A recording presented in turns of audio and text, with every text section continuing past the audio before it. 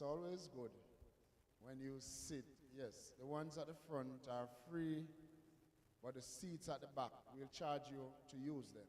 They're a little bit more expensive. Yes. But just sit wherever you choose. If you want to sit among yourself, please do so. If you want to sit among those who are not so familiar to you, you may also do so. And then you may exchange numbers. And then later on you can start your networking. Because that is part of what this is about.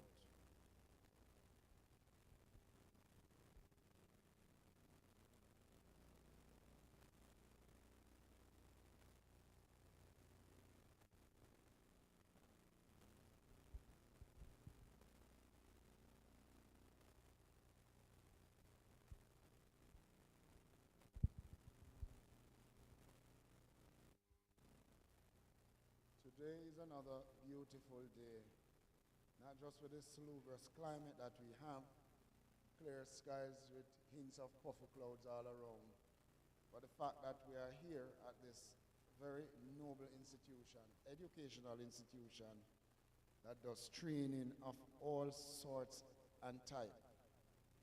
I know that the general public has this view that Bethlehem Moravian College, which has changed its name from Bethlehem Teachers College, does only teacher training.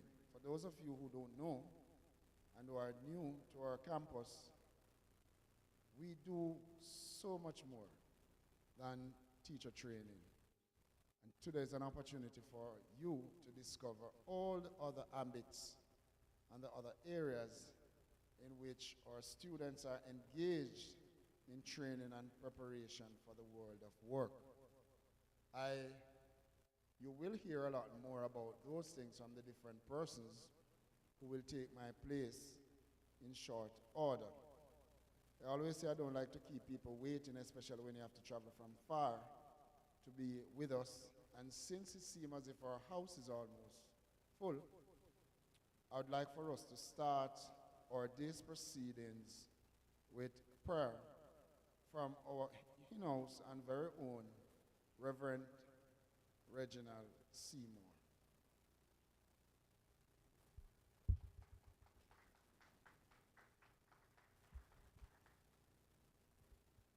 Good morning, everyone.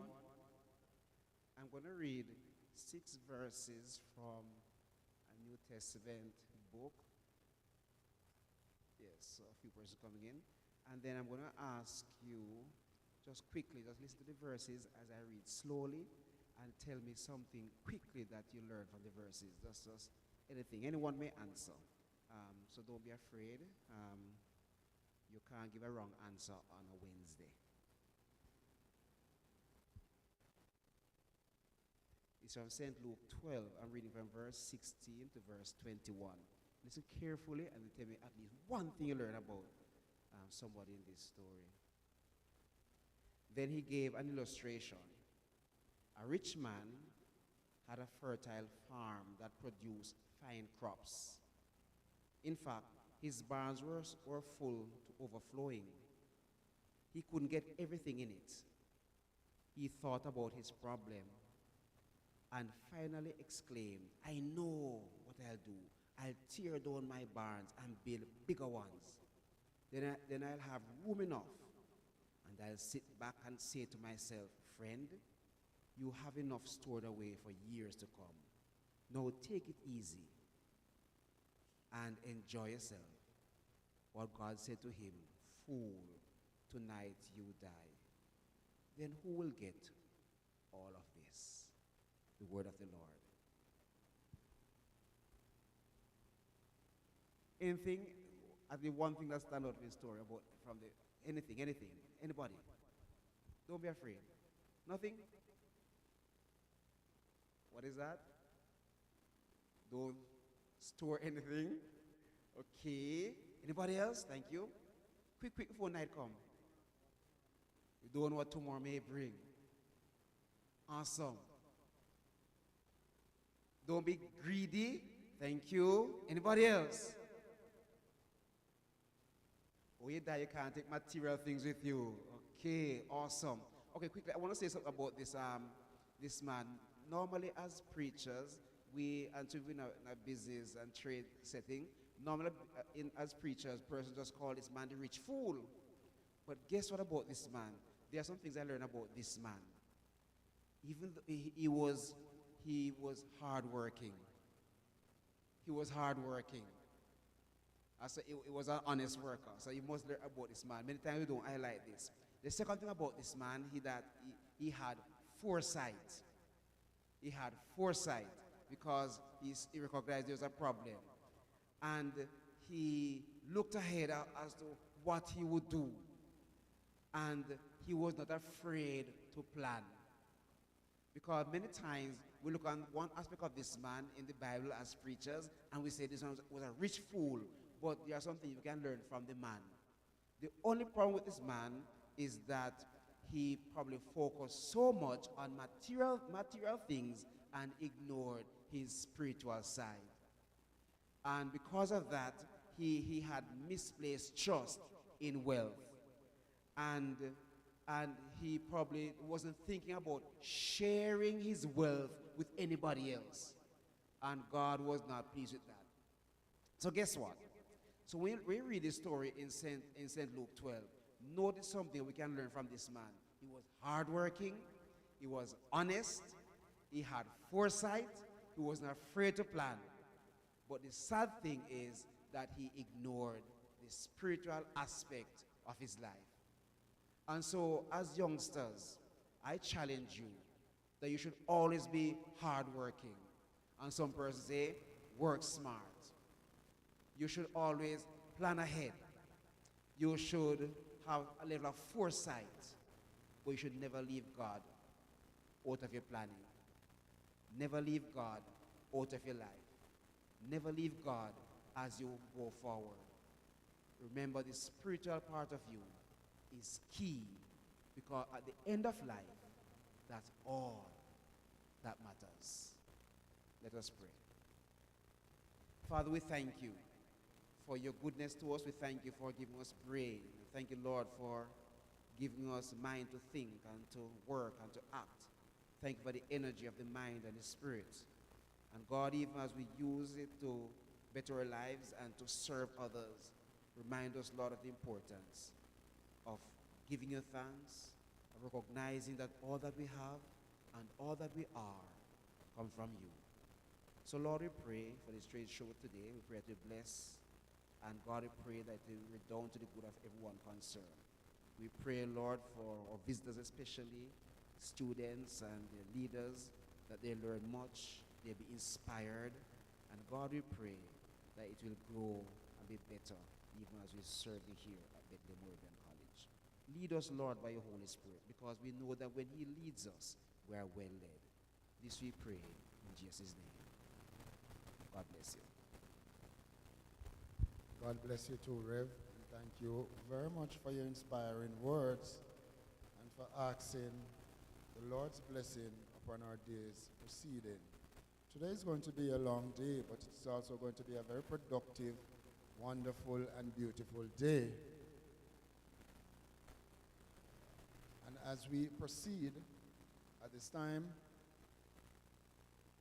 one of the brains behind today's function, Ms. Lorian Gray, is going to do a welcome and give an oversight of all the different things that will take place throughout today.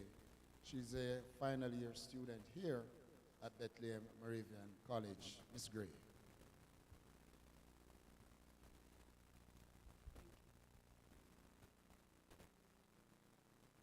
Principal, honorees, guest speaker, students, ladies and gentlemen, good morning and welcome to our marketing seminar and trade show. This event is presented as a partial fulfillment of our grades for the marketing seminar and strategic management courses. It has been carefully organized by the 4BSBA marketing students with the guidance and support of the business department. As our group is relatively small, all members have come together to contribute in various capacities to ensure the smooth running of today's event. We hope you find the presentation insightful and leaving feeling informed, inspired, and empowered.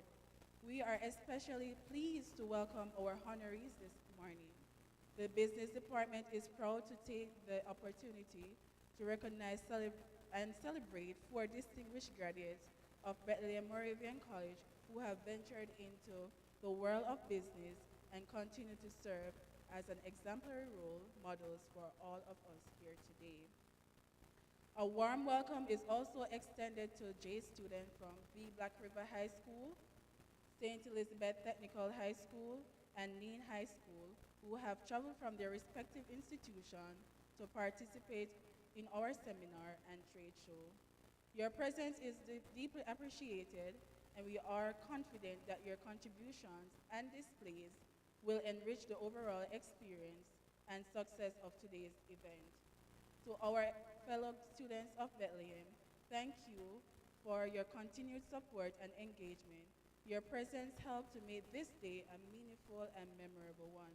We look forward to a day of learning, networking, and inspiration. Thank you.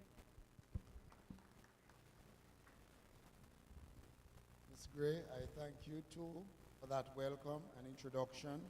And if I may add to, welcome to our students. I call them our corporate in schools that have traveled from their different entities to be with us today. We truly appreciate the effort that you made in coming to be a part of our family here today.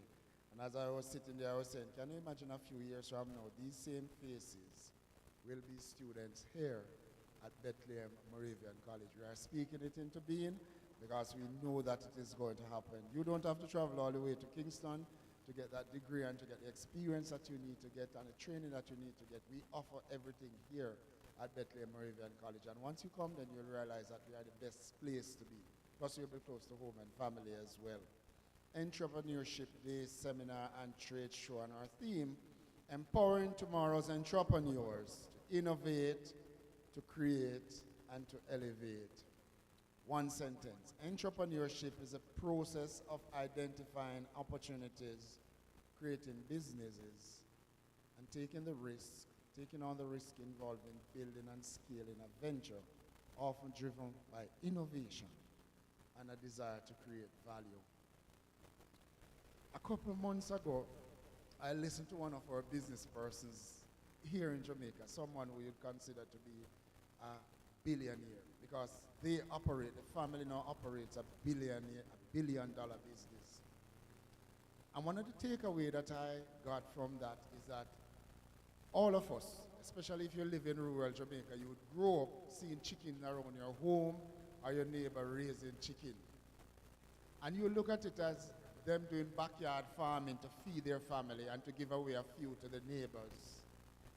But then here it was, a family had an idea that we are going to take the same chicken that you grow and feed and eat every day, and we are going to turn it into a billion-dollar business.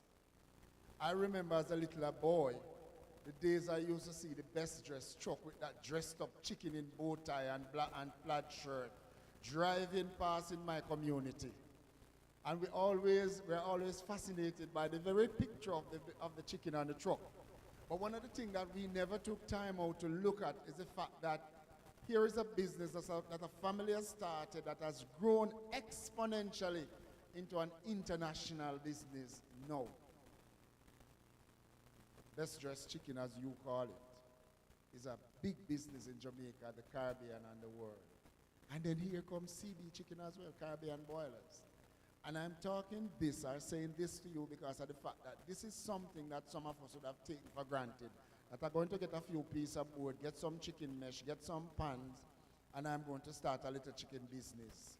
Entrepreneurship is in play when you see that happening. That's a premise and the best example of what an entrepreneur is, taking an idea and growing that idea into what it has become, realizing a dream from something that many of us take for granted. As we go throughout the day's proceeding, we are going to explore that in detail. And so, don't get bored because it will not be a boring day. It is going to be an exciting day where all our presenters are going to expose us to the different ways in which we can grow an idea, because that is where it starts. Ladies and gentlemen, Bethlehem Moravian College is better today because of the leadership and the team that works here to make it into what it is. And we are going to continue to grow. But at this time, I'm going to call the head of entity, that's what I like to call it, our beloved principal, who has been with us for how long now, sir? 2 years? Not yet, a year and a half. Wow. Mr. Albert Korcher is going to address us at this time. So please give a listening ear to our principal.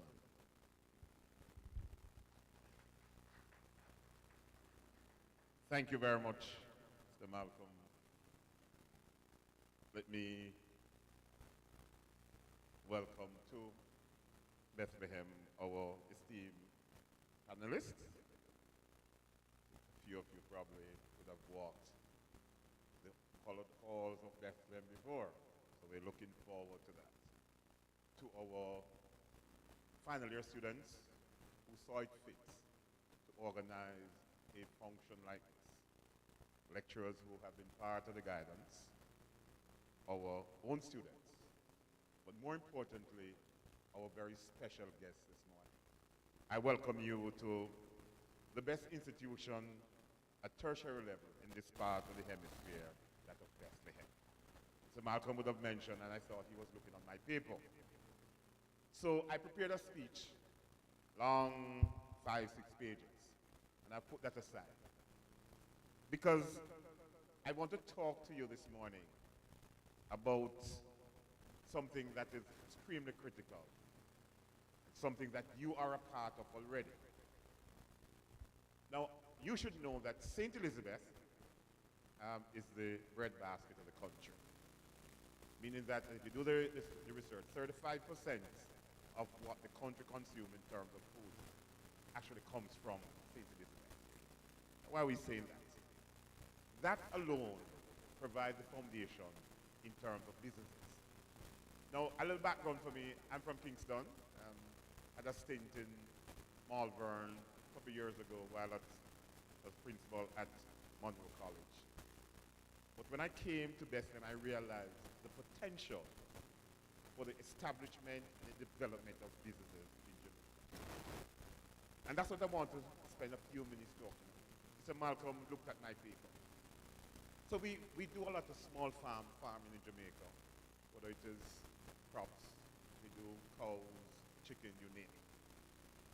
And you may see yourself not as a business person, but that is where it starts. That is exactly where it starts. The fact that you have a plot of land behind the house, and you decide that, hey, don't let it waste. We have good rainfall, the soil is pretty good. The fact that you decide to plant, and then you may sell your neighbor, you're actually what we call an entrepreneur.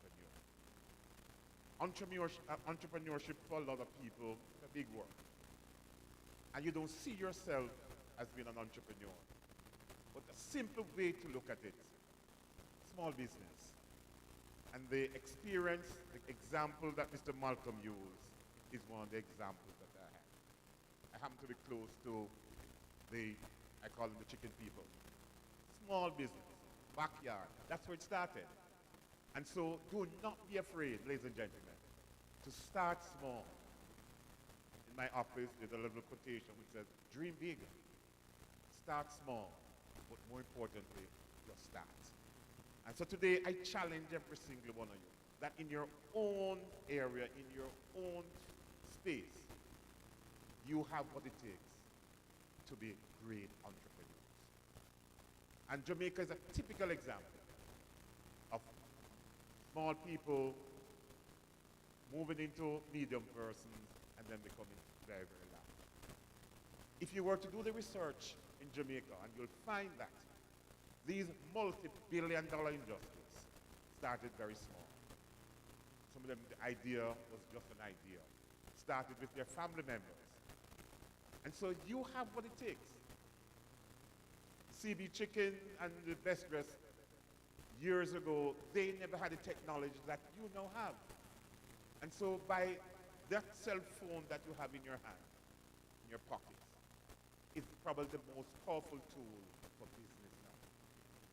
Who would have thought that 10 years ago, you could stay in Jamaica and order something from China? And in 3 weeks, that's now at your doorstep. As a matter of fact, one of the latest additions in terms of business for Jamaica is that Amazon is now delivering directly to Jamaica. So let's say you have a small business, you want buying and selling some clothes. Some of you do that. You can go online with your cell phone. Don't need a computer. With your cell phone. And you can order from China, anywhere in the world. And you start your business. So do not be afraid to put your ideas down. Talk to persons around you. And take that leap of faith in starting your own business. Becoming an entrepreneur. The question then, is it that all business that we start, that have been started, that they have done well? No. For every one business that you see that is very successful, 5 would have failed. If you're in the science field and that gentleman who introduced the light bulb, I think he probably tried 5,000 times. The 501 time, it became what it now is. And so even if you fail, do not be afraid to pick yourself up and start again. So start in your own little space. Become the entrepreneur that you can become. Sir mentioned in his opening about coming in, and as the person from Stets, and he mentioned, sit not with the group. Everybody, you know everybody in your group. But part of business and doing well and being very successful is that of what we call networking. That's a new term for the young people now.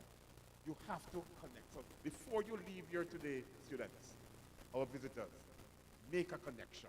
Because that same connection may become your market. And market is where you buy and you sell your products. And for you to be successful, the bigger your market is, the more success you will have. Bethlehem, over the years, we have been noted for producing outstanding entrepreneurs. They've gone on to business. And you hear from one or two of them today. But it is your time now. And I say that because even at Bethlehem here, we have students who, if you live on the dorm at Bethlehem and you want to start a business, students, listen to this. You apply to the student services vice principal, you get registered, and then we allow you to run your little business. Business like what? So we have students who are selling sweets, they're selling stationery, pens and pencils. That is how and where it starts. So go back home, go back to your school, and try to find something new, something different, because that is what is going to differentiate your business from being an ordinary business than one to be very successful. In business people tell you, we call it a niche market. You can look it up when you, niche is where you do something different from what the other persons are doing. Like for me, I said, I came down and I live on that side, so I look at Junction and I look at going that side. There is no laundromat, but I wear jacket a lot, dry cleaning to do the play. I'm saying, whoa, I need to talk to the bank to get some money to set up one and another. And nobody has done that. I don't know if it will be successful. I don't know if I haven't done the market research yet. But that is when we talk about a niche market.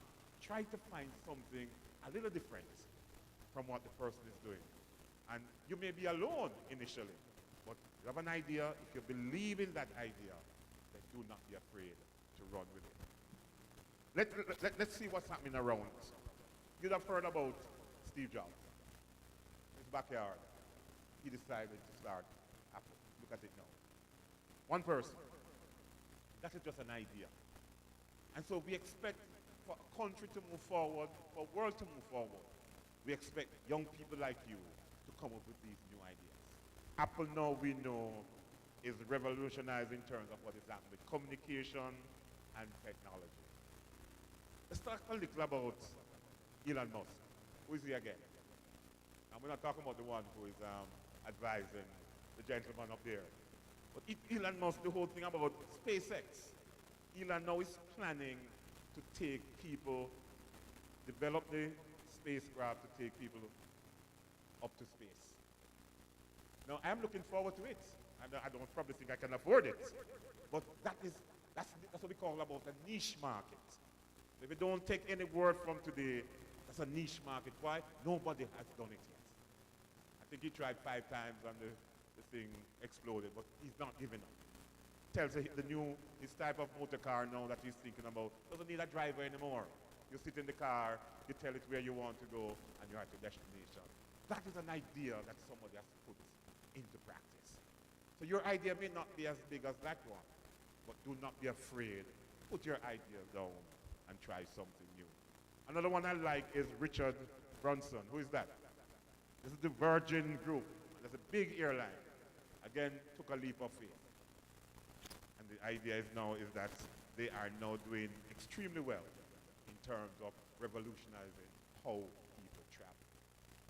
If you ever have the opportunity to travel on that airline and some of the larger airlines, make sure you do it. Don't worry about the cost. I was lucky enough, Mr. Chairman, a couple of years ago to represent Jamaica in China. Somehow we traveled on Emirates. It's the best experience ever. It cost me a whole lot. Because I decided that, again, it was new for me. I want to experience something different. So while the other 19 represented from the government, that they paid us for regular, I decided that I'm going to upgrade to first class. It was the best decision ever. The bed, the bar that was upstairs on an airplane. Somebody thought about it. It is now a big business. Another one that is critical that you know, Oprah Winfrey. Oprah has revolutionized what's happening in terms of communication. She now has her own network. First black person, black woman, to venture and to do well in that field. And so do not be afraid, as I said, to revolutionize, put your ideas down to make sure that it works. And so the objective of today is to expose our students to what is possible.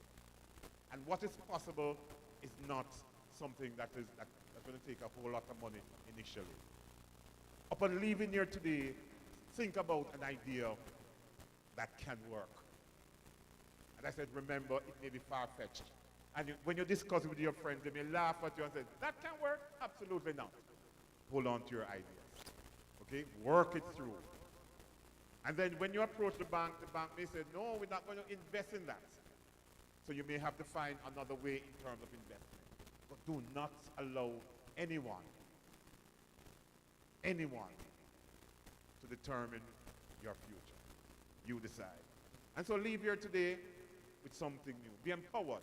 Because that is what this trade show and this symposium is all about. Providing young people with opportunities. Providing networking so that when you go back to your institution, you can make a meaningful contribution. And for me, as I said, you know, entrepreneurship lies at the heart of transformation.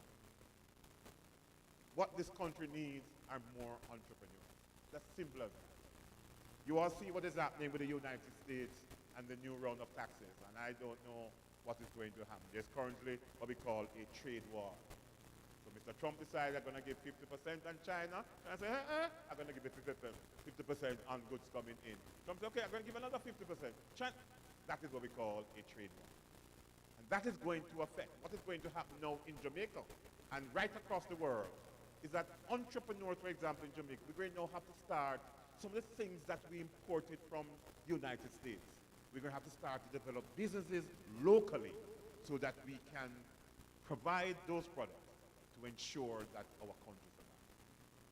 It is going to be an exciting, I call it, the next 3.5 years in the world, not just the United States, because Mr. Trump is there.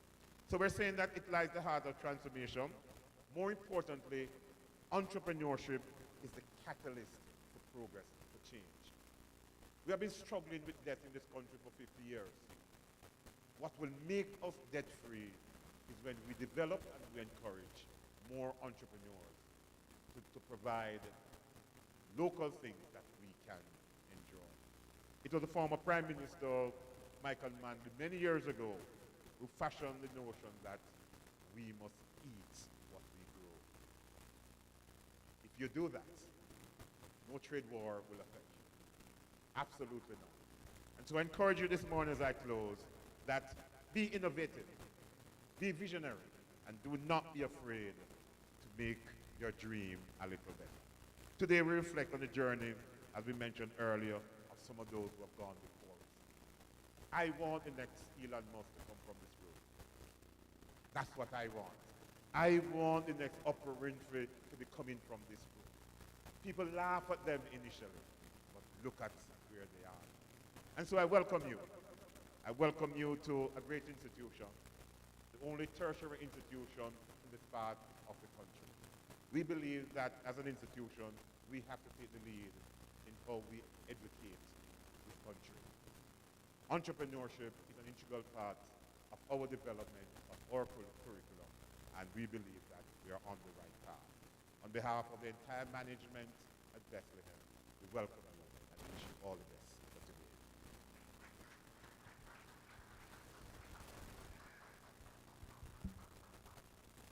Thank you very much, Mr. Principal, our very own Mr. Albert Karcher. Sir, I could stand here and listen to you forever.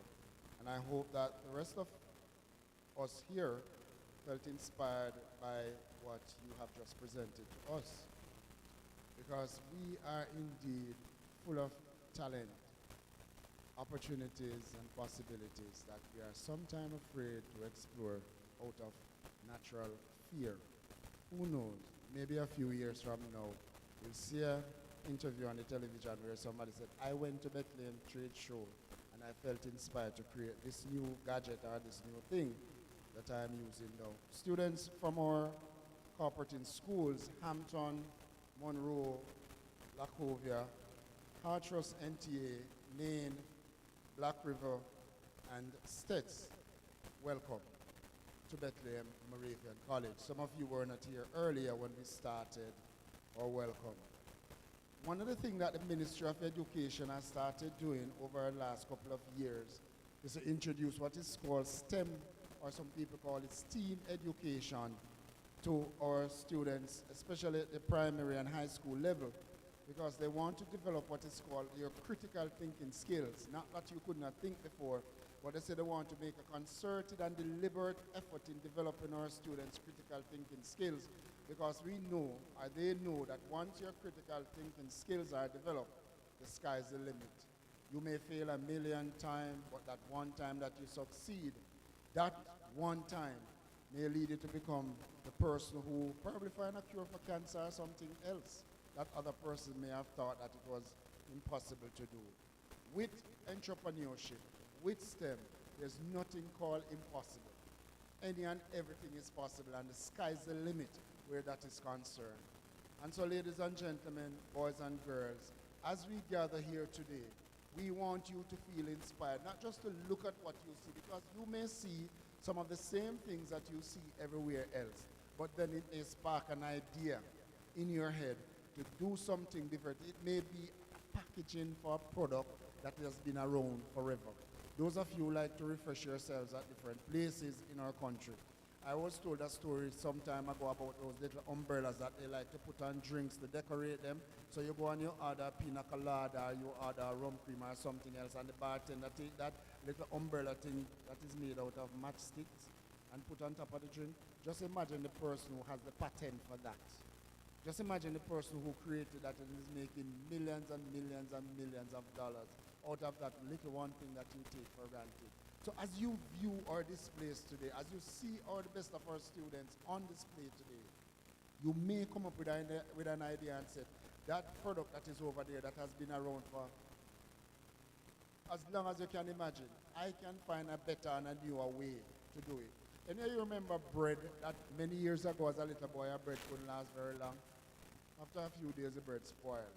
And I realized, I don't know if the ladies in the house or those of you who shopping now, realize that many of the bread have a longer shelf life than before. You ever wonder what caused that to happen? It's creativity and innovation, you know. It comes from the mind of people like you, and that is what we want you to do. Think of all the possible things that you can do in your life. Chat enough, so we are going to move right along. I noticed that my next presenter, I hope she's still around. Oh, you have moved. Oh, I left her here. I didn't know that she had moved. So at this time, I'm going to call one of our very own, Miss Dornia Dunkley, to introduce our first speaker. Please give a listening ear to Miss Dunkley and then to Dr. Tatum Brown.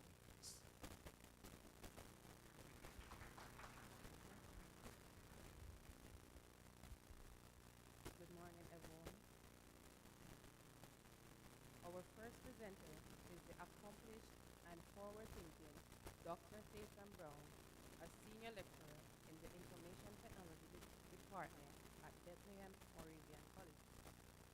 Dr. Brown is widely respected for her innovative approach to education and her pivotal role in advancing digital literacy and instructional effectiveness among academic staff. She has led several impactful workshops focused on integrating artificial intelligence and cutting-edge software into the teaching and learning process, empowering faculty to leverage technology for enhanced classroom engagement and academic outcomes. Dr. Brown is also the founder of Career Empowered, where she serves as a training and development consultant and motivational speaker. Through this platform, she equips individuals and organizations with strategic tools for leadership development, instructional design, and personal empowerment, guiding them toward transformative personal and professional growth. In 2024, she expanded her influence as a director at Empowered Digital Solutions, MDS Limited, a technology-driven company committed to transforming education and business through digital innovation. MDS provides tailored solutions in IT leadership, organizational psychology, universal design for learning, instructional design, and assessment, empowering educational institutions, large corporations, and SMEs to enhance efficiency and embrace innovation. Dr. Tatum Brown's blend of academic excellence, technological expertise, and motivational leadership positions her as a leading force in shaping the future of education and enterprise. Her dedication to lifelong learning and empowerment continues to inspire excellence across sectors. Ladies and gentlemen, put your hands together for Dr. Tatum Brown.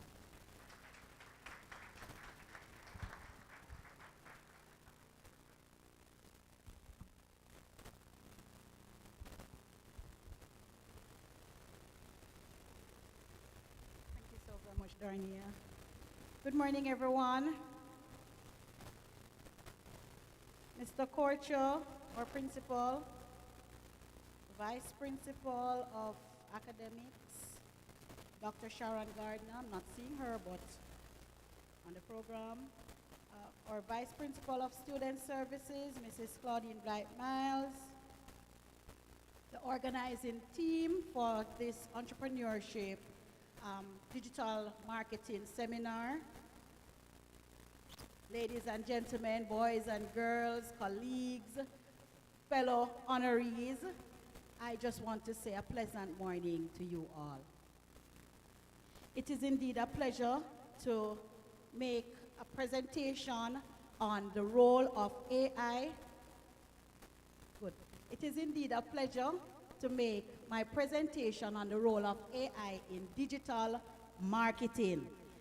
For me, I don't like when I don't have a lot of time, but equally I don't like when my presentations are just for persons to I don't like when it's just observation. So for me, first and foremost, we are going to be using our tools. Do we have internet access? All right, good. All right, so entrepreneurship, you can't go wrong being an entrepreneur. All right, it's not easy.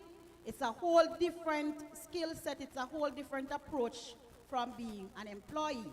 And there are many times when persons, I'm just starting that, quick thing. All right, just starting off with saying that it's a different mindset for being an entrepreneur as that of being an employee. Because being an employee simply means that you are in a system that is already structured and you are just completing whatever task is done for you. Being an entrepreneur means that you have to now be innovative and you have to be the one setting up the system that others will work in. Do you understand that? As the entrepreneur, if you are sitting waiting on somebody to tell you what to do, how to do it, and so forth, that's not going to work. Entrepreneurs are go-getters. They identify pain problems, they see problems in the environment, and they come up with innovative solutions. All right? So sometimes persons, I wish me had my own business. It is not that easy. All right? It takes a lot of dedication, discipline, and determination. All right. Now, getting a little echo. Let me just run right on in to my presentation because I do not have a lot of time. I'm not going to be doing all my slides. I just like to have structure because when we have structure, it makes it the time. It allows us to use our time more efficiently. All right, so I have a quick quiz here. I want us to, those of us who have internet access, to just go to menti.com. Menti.com. It's a poll rather, not a quiz, because some people when you hear quizzes start get shaky and start wonder if some exam and some grading. Just pull out your tools, guys. All right? Pull out your tools. So we're going to go to menti.com and we're going to enter the code 71097320. Pull out your devices. Menti, MENTI.com. Menti.com. The code is 71097320. Let me just hop on over there. 71097320. So once you go to menti.com, it's going to ask you to enter the code for the poll. All right? And the question that you'll see first, there are two questions there. We're answering the first one. What do you currently use AI to do in your digital marketing efforts? And I know we have students here, but some persons are probably saying, but I don't even have no business nor anything.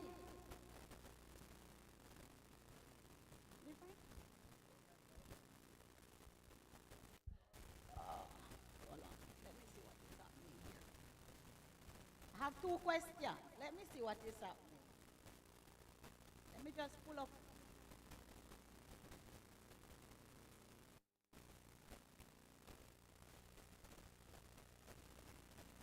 Don't worry yourself. I have two questions. I'm not sure why it's pulling up the first one. The last one.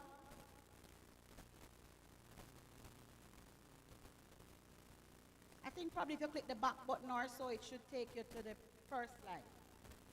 No back button? Back to the question? All right. All right, no problem.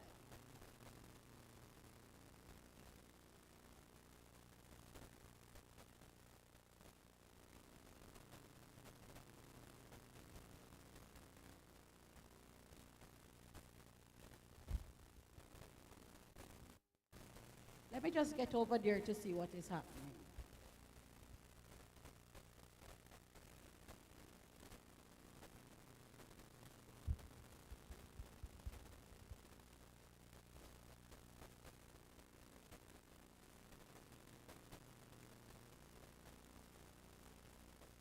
Everybody is using the smart room. The smart room. connection? Not everybody? All right. Because it's very slow for me. No Wi-Fi. Let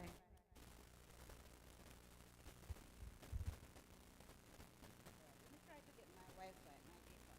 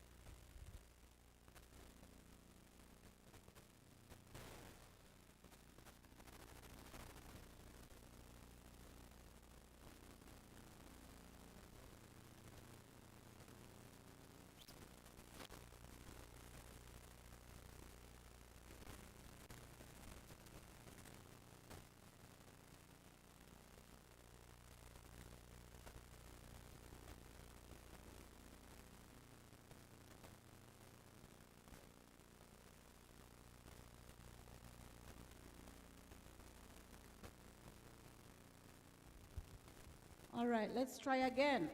All right, let's change the code, guys.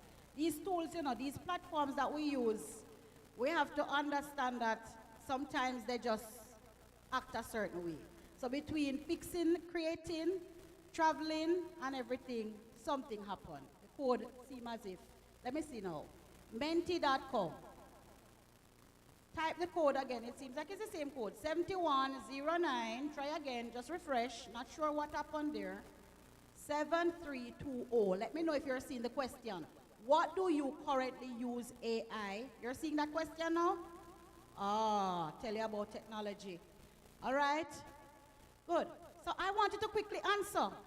What do you currently use AI to do in your digital marketing efforts? Quickly. Is it to explore? You'll see the information there. Is it that you use it to explore, for single task automation, for co-creation, content co-creation? Is it that you use AI as a co-pilot to help you in data analysis? Is it for cross-functional intelligence? Do you use it for that? Do you use the AI to see how it can tie up all the different parts of your business or of your endeavors, whatever it is that you're doing? Do you use AI for cross-functional intelligence? All right, somebody's, whoa. Have some people inside here, yeah, so we see that, yeah. Poll is going up.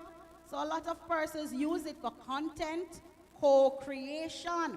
And we have some persons in the house who are using AI. Yes, but it's a lot of likes going up. Yeah. All right. So this is a tool that we can also use to capture data, and it also has AI embedded in it. It's called Mentimeter. All right, and we can use this as we are communicating, as we're having meetings among our marketing team, or if it's not even a marketing team, because as an entrepreneur, we know that when we start out, most time you are everything. And then say, well, they have this thing, they say like, you are head cook, buckle washer. Yes. So that's what, when you start out as an entrepreneur, normally you are the head cook, and you have to wash your buckle them, wash your plate them, you have to serve. Not true? Come on, people. Am I talking to entrepreneurs? Yes, man. And so AI becomes very important to us. You know why? If we can leverage AI, we can automate some of the things that we do as head cook and buckle washer. We can automate some of these repetitive tasks. And so we can get back more time to do what we want to do in terms of the creation of our product or service and interacting with our customers. All right? So yes, don't know what happened there. All right, good. So we have a lot of persons, most persons are using it for single task automation, all right, and for content co-creation. You know what I love about this? No matter where you are on the poll, it shows that you are using AI. Give yourself a pat on the shoulder. You are, oh, no, no, come on. Yes, yes, man. All right, so let's continue. So make note of some of the tools that we're using, you know. So this one that I used is called Mentimeter, and it had AI embedded in it. So now we are looking at getting some insights. So how is the digital landscape with AI in 2025? How is the digital landscape with AI? Do you think that AI has any future? Research shows that over 82% of marketers, as we speak, are leveraging artificial intelligence in their marketing effort. And before I even go any further, when we think about marketing, remember it's all about getting persons aware of your brand, right? Right, everybody? It's about getting persons aware of our brand. And so, the larger companies that can employ a marketing team, what you find is that these teams are leveraging AI in many different ways. And some of the ways that we saw there a while ago in the poll alluded to the fact that these are some of the ways how we can use the AI.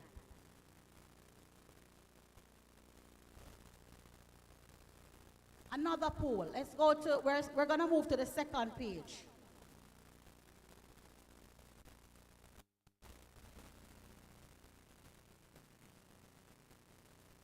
To this, oh, person's answer already? All right. Okay.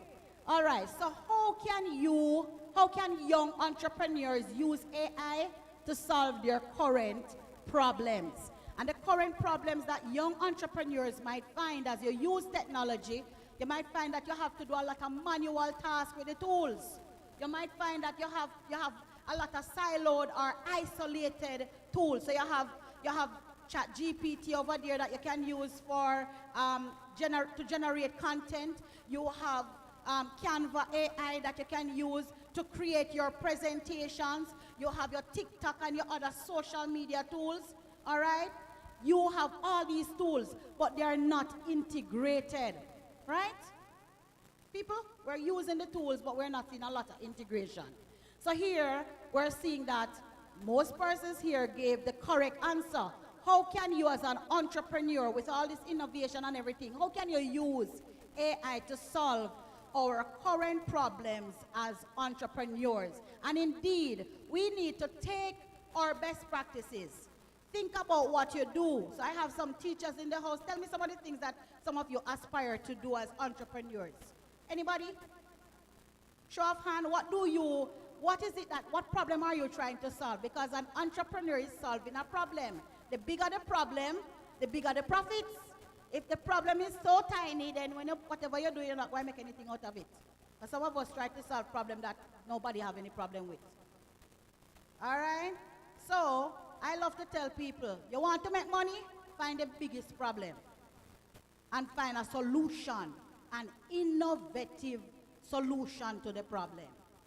So, my question, probably you don't have anything in mind as yet, but what problems do you see around the place? Probably you can't put your, yes, go ahead, I see your hand up. The lack of artisan, all right, and so we're hearing about, special cafes, all right? Anybody else? Thank you, sweetheart. You don't have any other problems that you can identify around the place? Tell me a problem you have in your school, students. Yes. What about the canteen? The canteen are not just, what can they do at the canteen to make your life easier? Bring KFC to the canteen. That does sound like AI solution. Go ahead. We're sitting with the KFC on our right. Done to order lunch electronically to cut out wait time. So there is a problem. The problem that she has identified is the long wait time for lunch. And so she's saying that we should automate, do some form of automation. And whenever you can identify the processes that you have to engage in. Whenever you can identify the processes that you have to engage in, you can look to see how can I automate or code, how can I create a code to automate it, all right? And when I automate, I can then save time for myself to do other things that cannot be easily automated. So whatever entrepreneurship venture you're thinking of, when you start this, just think about, all right, what are some of the repetitive tasks? How can I automate it? How can I create codes? And how can AI help me with these codes? And with that being said, I'm going to just take it because we don't have a lot of time. I'm not going to go through, as I said before, not going to go through all my things, but I'm going to just go down. Good, to this particular slide here. So as an entrepreneur, as a business person, the most important thing to you is your who. Who is the most important person to any business? Who is the most important? So, as I was talking about coming up with a plan to automate, if we're all entrepreneurs here, then it's important for us to understand the customer journey. The journey that the customer goes through. And if we understand the customer journey, then we can find ways to make the different levels or the different parts, the different stages of the customer journey easier for them. And we can find the right kind of tools to make it easier for our customers. So starting off, the first stage of the customer journey is what? You can see it? Create. It's a little tiny. And at the stages where we try to attract and generate awareness. Because if people don't know so you offer the product or service, you are not going to you're not going to get any customer from them. So the first stage of the customer journey is to create awareness. So you need to make note of these things. And we need to now look at what tools can we use to create awareness. What tools can we use? What social media and other, because it's not only social media. How can we get customers or potential customers or people in general to know that we exist? We need to create awareness. Can I hear from you some of the tools that you can use? How can I get people to know that you're offering hairdressing or barbering or welding? TikTok. Everybody love TikTok. Give me some other tools. I heard flyers. The flyers wouldn't fall under digital marketing. All right? But they would still create awareness. I like the fact that you mentioned flyers, you know. Let me ask you now, what would be a drawback, a limitation to the use of flyers to create awareness as opposed to the use of TikTok, YouTube? What would be a drawback? What would be a limitation to the flyers?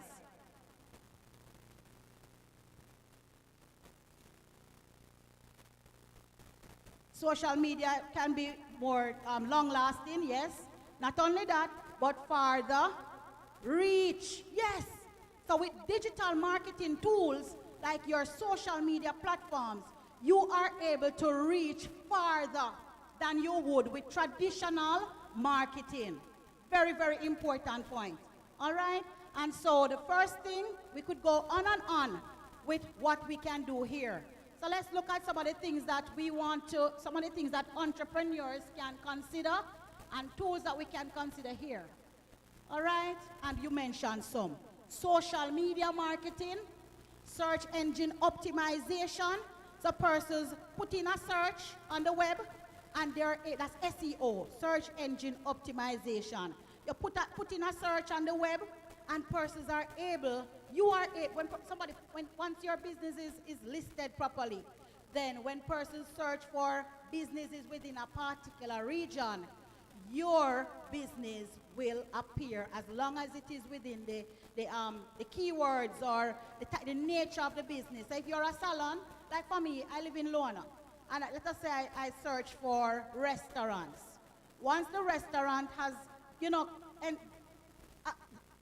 what is it now, completed all the necessary information and, set up themselves and have SEO, search engine optimization enabled, what will happen is that everybody within that region or in that particular area, once you search for restaurants, all the restaurants that are set up can easily come up in the search hits or results. All right? So when you're doing your business, you want to have these kind of things so that even if a person don't know that you run a restaurant, when they search for it, you will appear as an option. Search engine optimization is what we call that. All right? And then we're gonna, after we create this awareness, the next step in the customer journey is to convert them. All right? So you don't just want them to become aware, say you have a salon, but you want them to say, hey, me see one salon for TikTok, And the girl bad, you see? Yes, man. The girl has some style, them wicked like me, I tell you. Me have to find her if you go get me hair done. Or me see one barber and he might do some wicked style haircut. And me have to go find him. So here you want to convert them from just being aware to want your product. So whoever they're using now, you want to make sure that you get them, you hook them. You want them to consider you as an option. All right? And so you want to turn your visitors into prospects. That's what this is about. What tools can we, or what strategies? We can set up things like an ebook, a little manual. All right? So we can use things like Canva to create a nice little ebook about how to, or some FAQs, frequently asked questions. And so these persons can get answers. All right? So the tools there, we could use Canva. All right? And Canva has this nice little AI feature built in to guide you through creating beautiful visual ebooks. All right? So we can use several tools. We also talk about making our landing page for our website very attractive, very dynamic, very engaging. All right? This is one way how we can turn our visitors into prospects. Let me see the hands of those who have been to some websites, and the website, once you land on the page, is like if a restaurant, if food just look nice. You ever see that yet? Like you go to some website, and you just wow by the landing page. The landing page, that first page on the website. So as you're looking at entrepreneurship strategies in digital technology, think about things like, how can I make my landing page so engaging that it actually hook the persons who come and make them want to try out my product. All right? That is what we can do there. And you can use other tools, AI tools like chatbots. I know that you guys have experienced chatbots. All right? Where you go to a site and you say, hello, how may I help? Never see that yet? No answer me no? You never go on a website? Yes, chatbots. All right? And so the frequently asked questions can be built into this bot. And so instead of you having to answer all phone calls and have to have a whole help desk and everything, you can use AI to create bots for different purposes. One of them is your nice little AI assistant on your website. All right? So think about that. Chatbots. All right, gonna run through this quickly. Close is when you make the sale. So you engage them. Now they want you to do the service. You want them to pay, because some people can come and them dance on a thing and say, man, you're best, you're best, you're best, you're best. But when the time them run, do them thing, I want next place or them buy them food elsewhere or so. Now, very, very important. How do you close your sale? How do you make it into a sale? How do you make the prospects pay? All right? And so the close stage of the customer journey is very important. So we don't want them to just visit and look and say, man, your thing really look good. Man, your thing dapper. Your thing wassy. Your thing this and all of them big nice word there. And then when you look them gone somewhere, you want them to pay. And just fix up a nice website and spend so much money on digital marketing effort. And then people only go tell them, man, your website, the best website since when I went. Me want you come pay some money. Yes. Because that's what you set it up for. All right? So we need to turn our leads into paying customers. And we can think about strategies like your automated emails. So we can set up automated emails. We can use AI tools to set up automated emails. And we have to use the right kind of tools too, because sometimes these automated emails, they go to junk mail. So you have to find the right kind of AI tool for email automation that will help to bypass, the junk, going into junk, because you really want persons to actually be reading and checking out and seeing what you are sending to them. All right, and we have retain.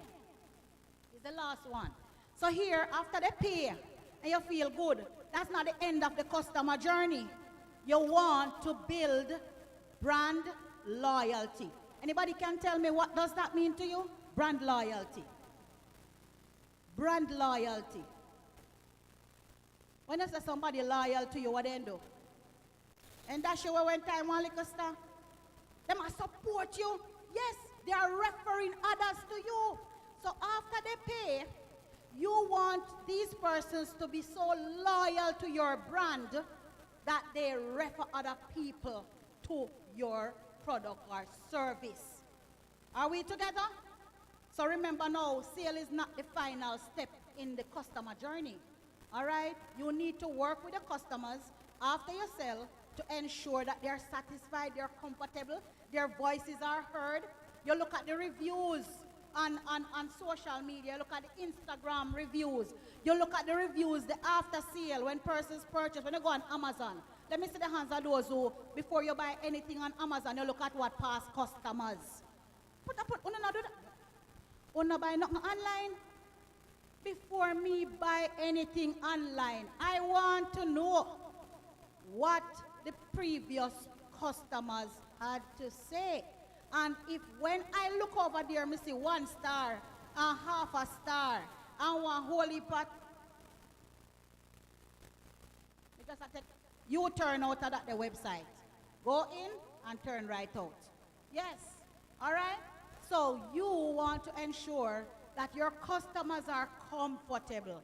And so you want to build brand loyalty. When they're comfortable, if there's a problem and they share it with you, try to address the problem as quickly as possible. You have to use tools to engage your customers.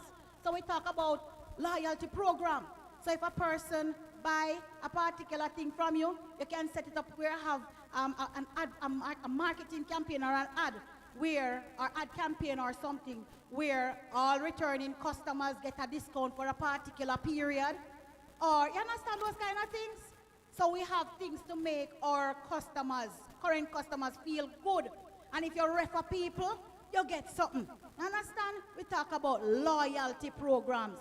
So you have to find ways to make your customers feel welcome and engaged. The final step in the customer journey is to expand or cultivate. Expand or cultivate. And by this we are saying we want to grow the customer lifetime value. So what tools can we use? You have so many tools. I don't even like to tell person that this one tool or this two tool or these 3 tools. There are many tools. It's not even about the tool. It's about your strategy. It's not about the tool. It's about your strategy for the integration. And so you want to expand. You want persons to benefit. You can have bundles. You can have exclusive offers and all of those things. And we can find tools for those things as well. And finally, I have a little assessment that I created using AI. I use the tool Chat GPT. And for this one here is to check your AI maturity level. This is a tool that has 5 levels to it. And I want you guys to quickly check and let me know, and then we'll wrap it up here. All right, so we're going to go to another site. Let me tell you where you're going to go to complete this one. Go and take a little time, write it down, and try it. Check out this tool. Sites.google.com. forward slash, you have to, don't leave out anything, you know. I want you to try this assessment. Sites, S-I-T-E-S .google.com forward slash BMC, as in Bethlehem, BMC dot edu dot jm forward slash AI maturity level, or no space in between, AI maturity level. So I use Google Sites for this. AI maturity level // home. So it might be a little long because I just use Google Sites to create it. Click enter, let me know if you're seeing the tool, if you're seeing the, let me repeat it. Yes, let me repeat. You're gonna go to sites, you're gonna type in the URL, sites.google.com / BMC .edu .jm / again, and you're going to write out AIMATURITY LEVEL, AI maturity level. How mature are you with AI? Because some people feel like you just jump on every tool like a bandwagon kind of thing. But you need to check, how mature are you? What's your maturity level with AI? Anybody is in? AI maturity level? Nobody is in? Once you type sites.google.com / BMC.edu.jm /AIMATURITY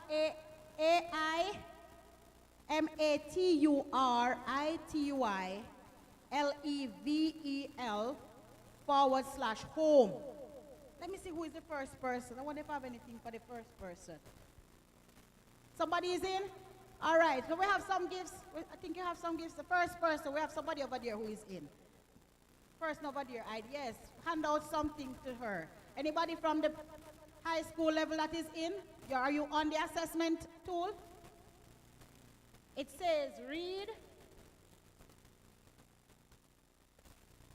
And it should take you to this particular assessment instrument.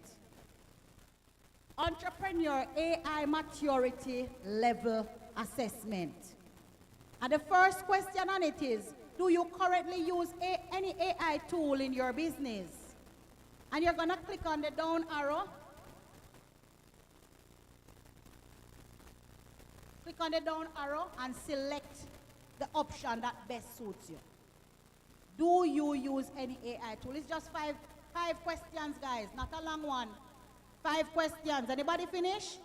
What is your level? What is your maturity level for AI? Are you at level 1? Level 2? Do we have any level 5 in the house? Going once, who is the first person to get your maturity level? AI maturity level. Complete the 5 questions and click submit and let us hear. What is your AI maturity level? How are you Somebody said 2? Somebody said 2? All right. So what does 2 mean? Tell us what tools are suggested to you at 2, level 2.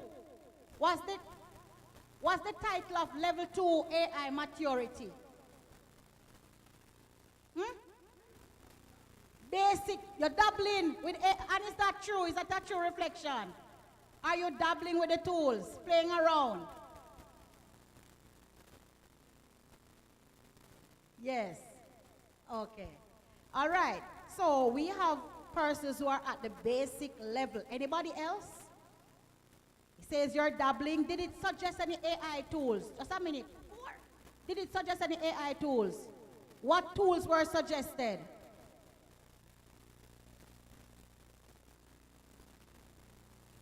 All right.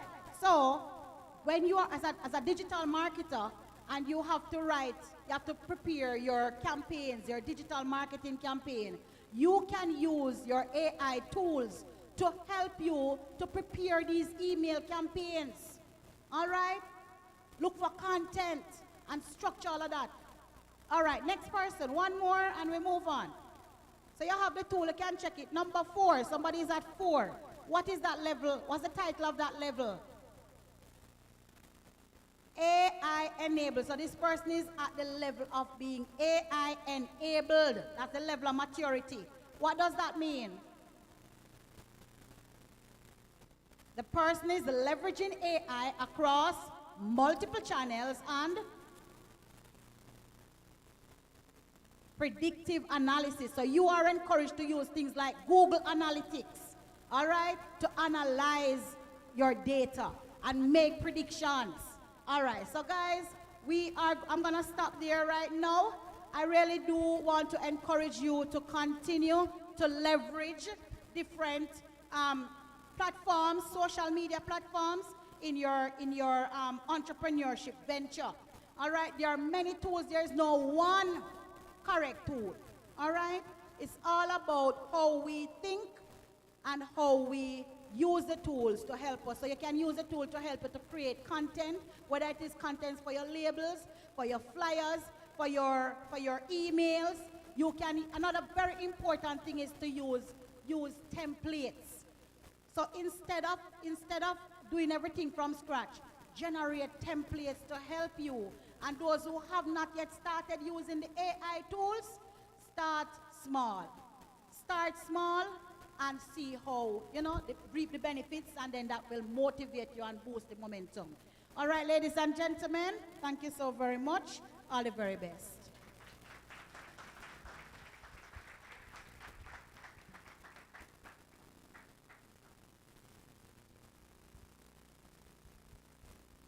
Doc, I could sit and listen to you for the entire day. One of the things that I noticed, and you would have picked it up as an ICT specialist, is that our generation nowadays like to hold down the head like this.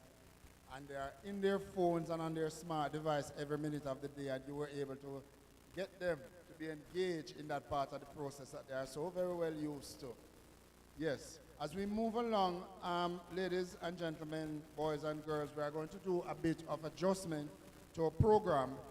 We at Bethlehem are extremely proud of a group of students that has formed what is called the Bethlehem Music Society Choir.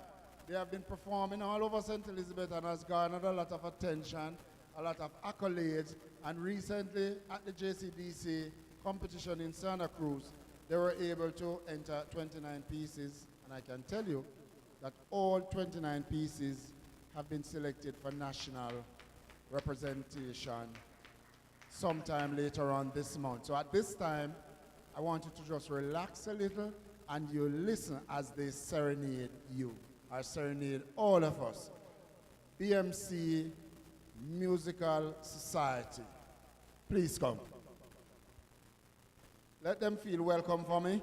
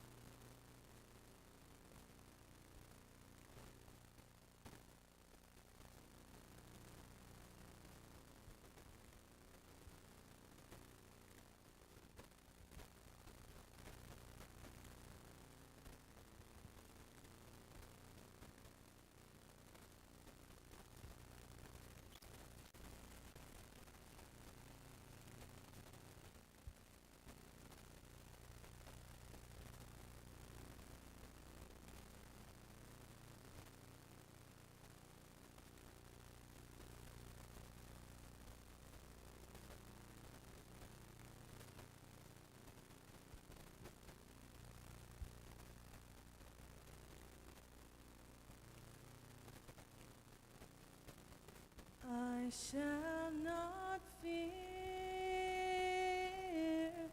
the arrow by day, nor shall I fear the terror by night.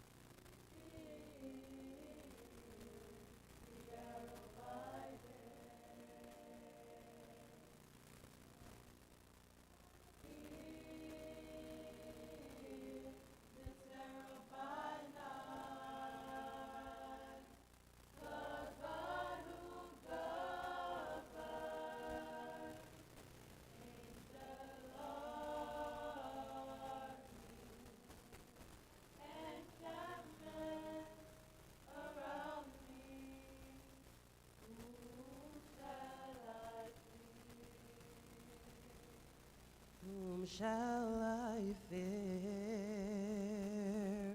Whom shall I fear? Whom shall I fear? Whom shall I fear? The God who governs, angel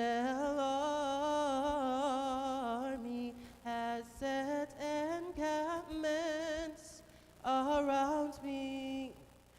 Whom shall I fear? Whom shall I fear? Whom shall I fear? Whom shall I fear? Whom shall I fear? The God who governs, angel army and government around me.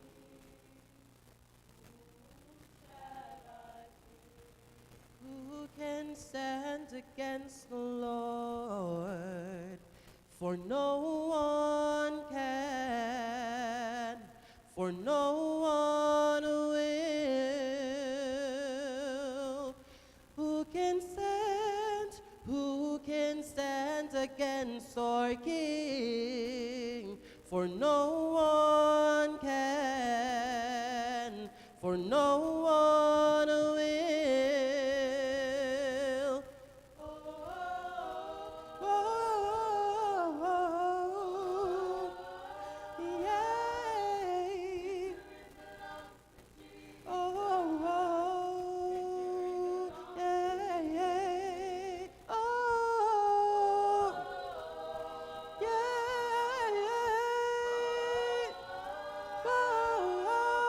Victory belongs to Jesus.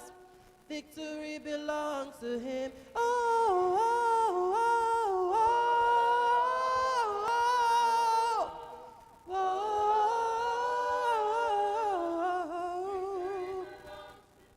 Yes, victory belongs to him.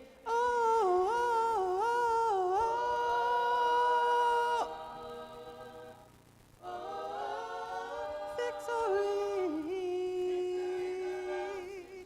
yea, to him.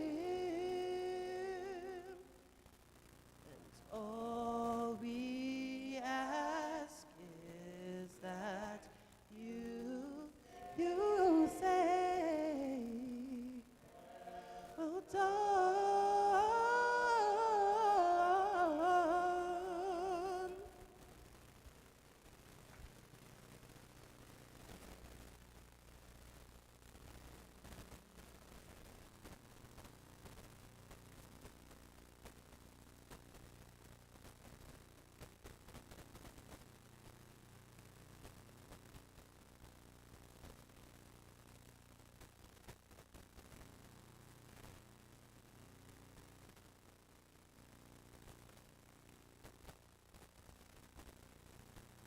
Excuse me, or technology again. If I were to describe that performance a while ago, it was just absolutely amazing.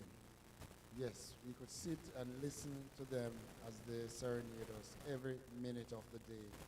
Moving right along, ladies and gentlemen, at this point, I'm going to call Miss Lishay Gordon, who is going to be introducing Stevel. I've never heard that name before. Stevel McKellar.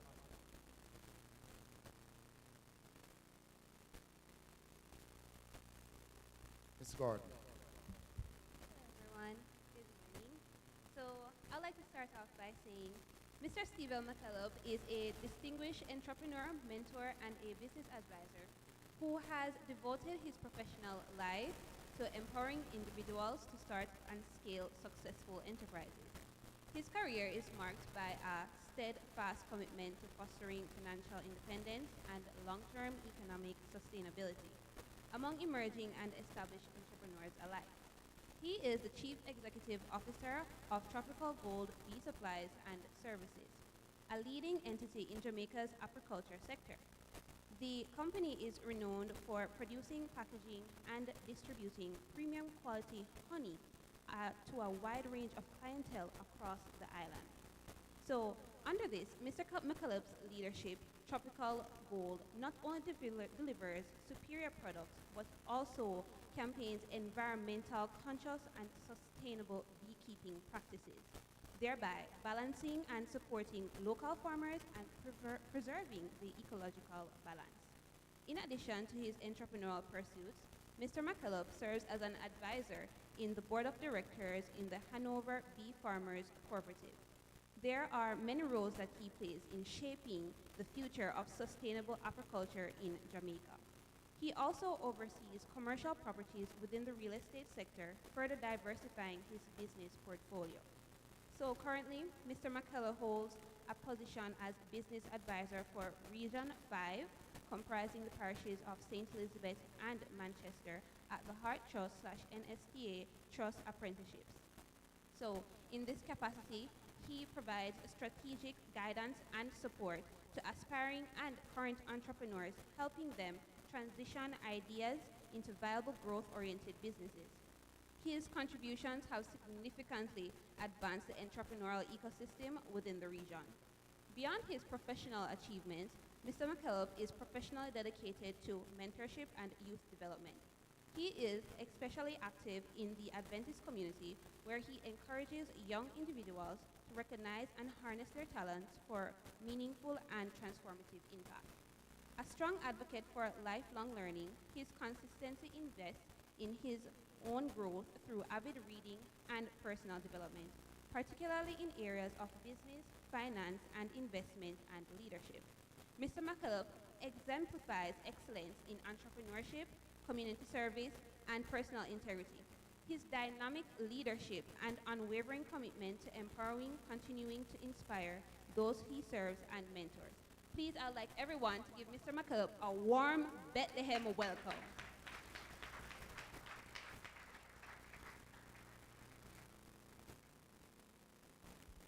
Thank you for your kind introduction.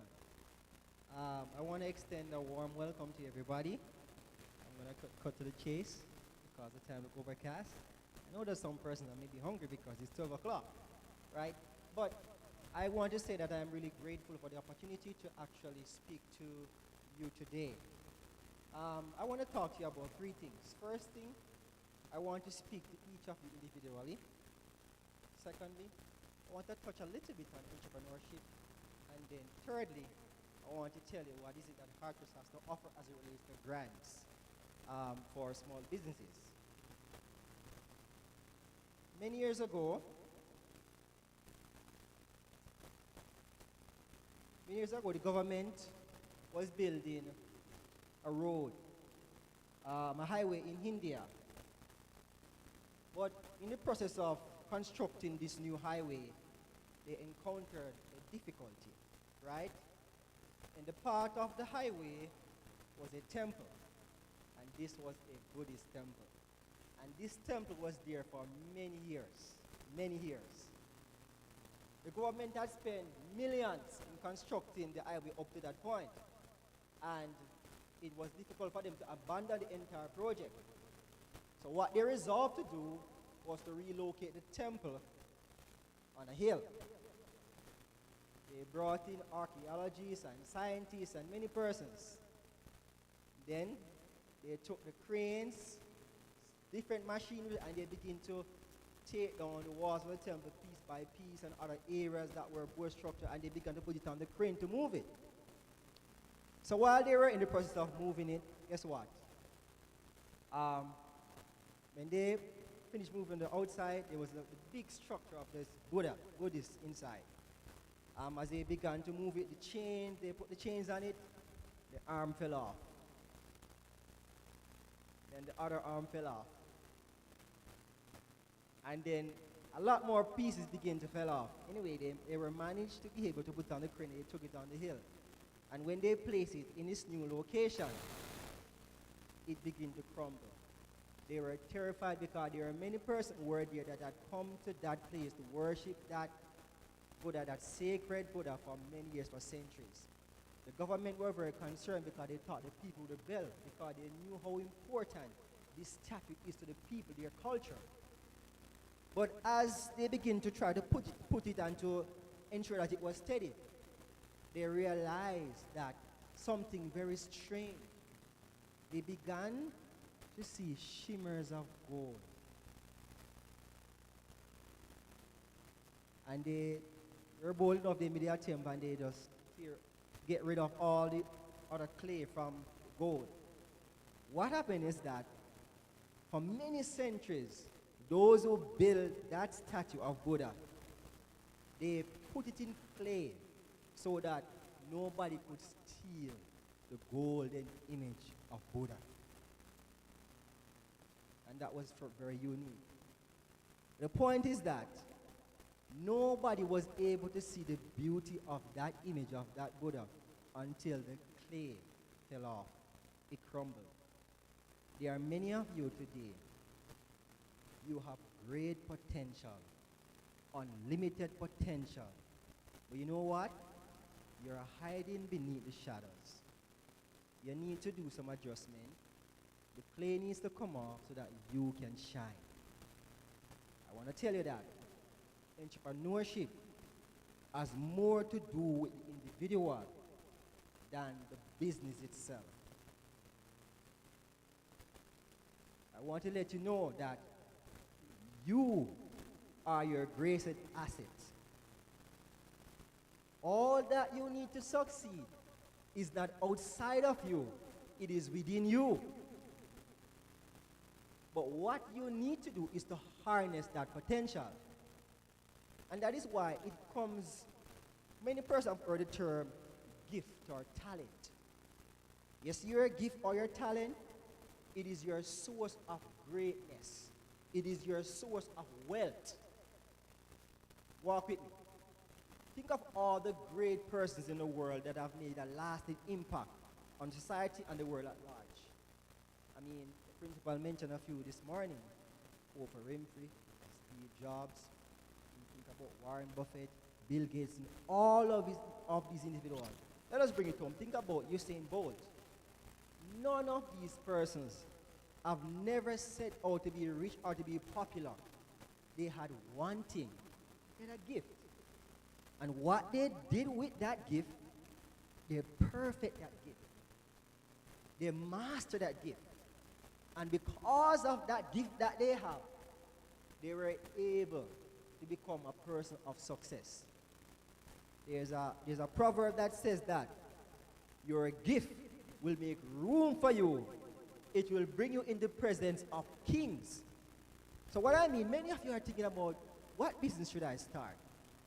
But you have some passions, you have some interests. And if you spend time enough to explore some of those options, you will come up with something innovative and groundbreaking. Because guess what? Nobody inside here are alike. We are unique in our own way. We think differently, we do things differently. And as such, it's important that we harness the potential that we have inside of us. Right? So bear in mind, you are your greatest source of gift.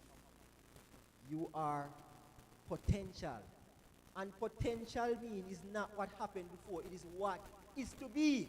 It is what is inside of you. It is resident. You just need to develop that talent, develop those skill sets, and put them into practice. Entrepreneurship. You see, for me, entrepreneurship is really more of a spirit. It is so, I think that all human beings to some extent are born with an entrepreneurial spirit. However, there are some persons that will develop their ideas or their skill sets and to make it into something viable. Entrepreneurship is the idea that we want to create something of value for others, right? We want to create something of what? Value for others. That's the whole idea. Because guess what? This is not about me or you. It's about creating value for other persons. right? It is also something that encapsulates or represents our own self-expression. That is what I mentioned before, your gift, your talent, your uniqueness. So entrepreneurship to some extent will reflect our self-expression, like me. I mean, from I was very young, I always liked agriculture. And I like animals and I like birds and I have a passion for science. So through beekeeping, I'm able to express these things. It's fun for me, right? I get 100 things for the day and it's like, me, right? And I remember those days when I started beekeeping. I wouldn't use any gloves because I said, guess what? I have to tough it up. I have to get used to this thing. And I wouldn't use any gloves. Until I met my girlfriend, my wife now. She said, no man, you're too much. These things of the bees will leave a lot of marks on my hand. But I didn't care. I was proud. She said, no, you have to put your hand in glove because it doesn't look good and all that. So today I wear gloves, right? I mean, but it's a means of expressing my own passion, my interest, right? I love these things. And it makes me come alive. Yesterday I went to the farm because I was doing I did agraf queens, so I do selective breeding. So I borrowed, something happened to my vehicle, so I borrowed my friend's car. So when I came back, she was asking me some questions as pleasant time. She's a doctor, she was asking some questions. How do you do that? I was explaining to her and she said, oh, that's really some deep stuff. So I began to explain to her how the queen works and the different types of larvae and what I do in order to get certain results and what I do selective breeding. She said, oh, that's interesting. So what I'm saying is that it helps me to express myself. And to be honest, I mean, being a business advisor, I love business and I love idea and I love to help people. So one of my main objectives is not just to offer you an opportunity. I mean, you can apply for a grant, but to also inspire you to be the greatest version of yourself. Because I can tell you that mindset are doorways and gateways. What that means is that you see your mindset today, it will prevent you from achieving your greatest dream or potential. When I look back at the person that I was 10 years ago or 5 years ago, I said to myself, if I had a certain mindset, I would have done things differently. So I'm saying to you now, I want for you to get as much experience, to be able to look at life from different vantage points. When you have various perspectives and various viewpoints, you are better able to make decisions. I will tell you also, invest in learning and redeveloping yourself, because guess what? Everything that we generate comes from here. So what you put in is what you get out. Develop yourself, because if you develop yourself, you'll be able to generate ideas. I read a book a couple years ago, Where Do Good Ideas Come From? And when I read that book, ideas stems from your environment, or your culture, your friends, what you feast upon.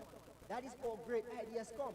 Ideas that can come about you just having coffee with a friend around a table, you playing a sport or doing some stuff. That is how ideas will come about, but you have to be open and to fill your mind with those things that will stimulate or generate ideas. Next, I want to talk to you briefly. So, somebody might ask the question about, are entrepreneurs born or are they made?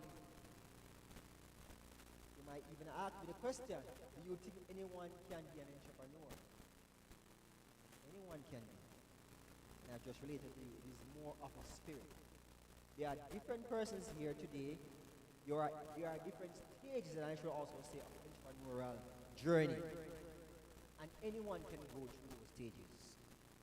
There are some persons who are good at finance, operations. Some persons are visionaries. And there are some persons who are doers. They just have the uncanny ability to just get things done. And guess what? There are different types of businesses that will suit those persons based on their unique skill set and their empowerment. I want to pause for a minute. What is the theme for today? Can anybody remind me? What's the theme? Should I remind you? Empowering tomorrow's entrepreneurs right, so I want to tell you a quick story.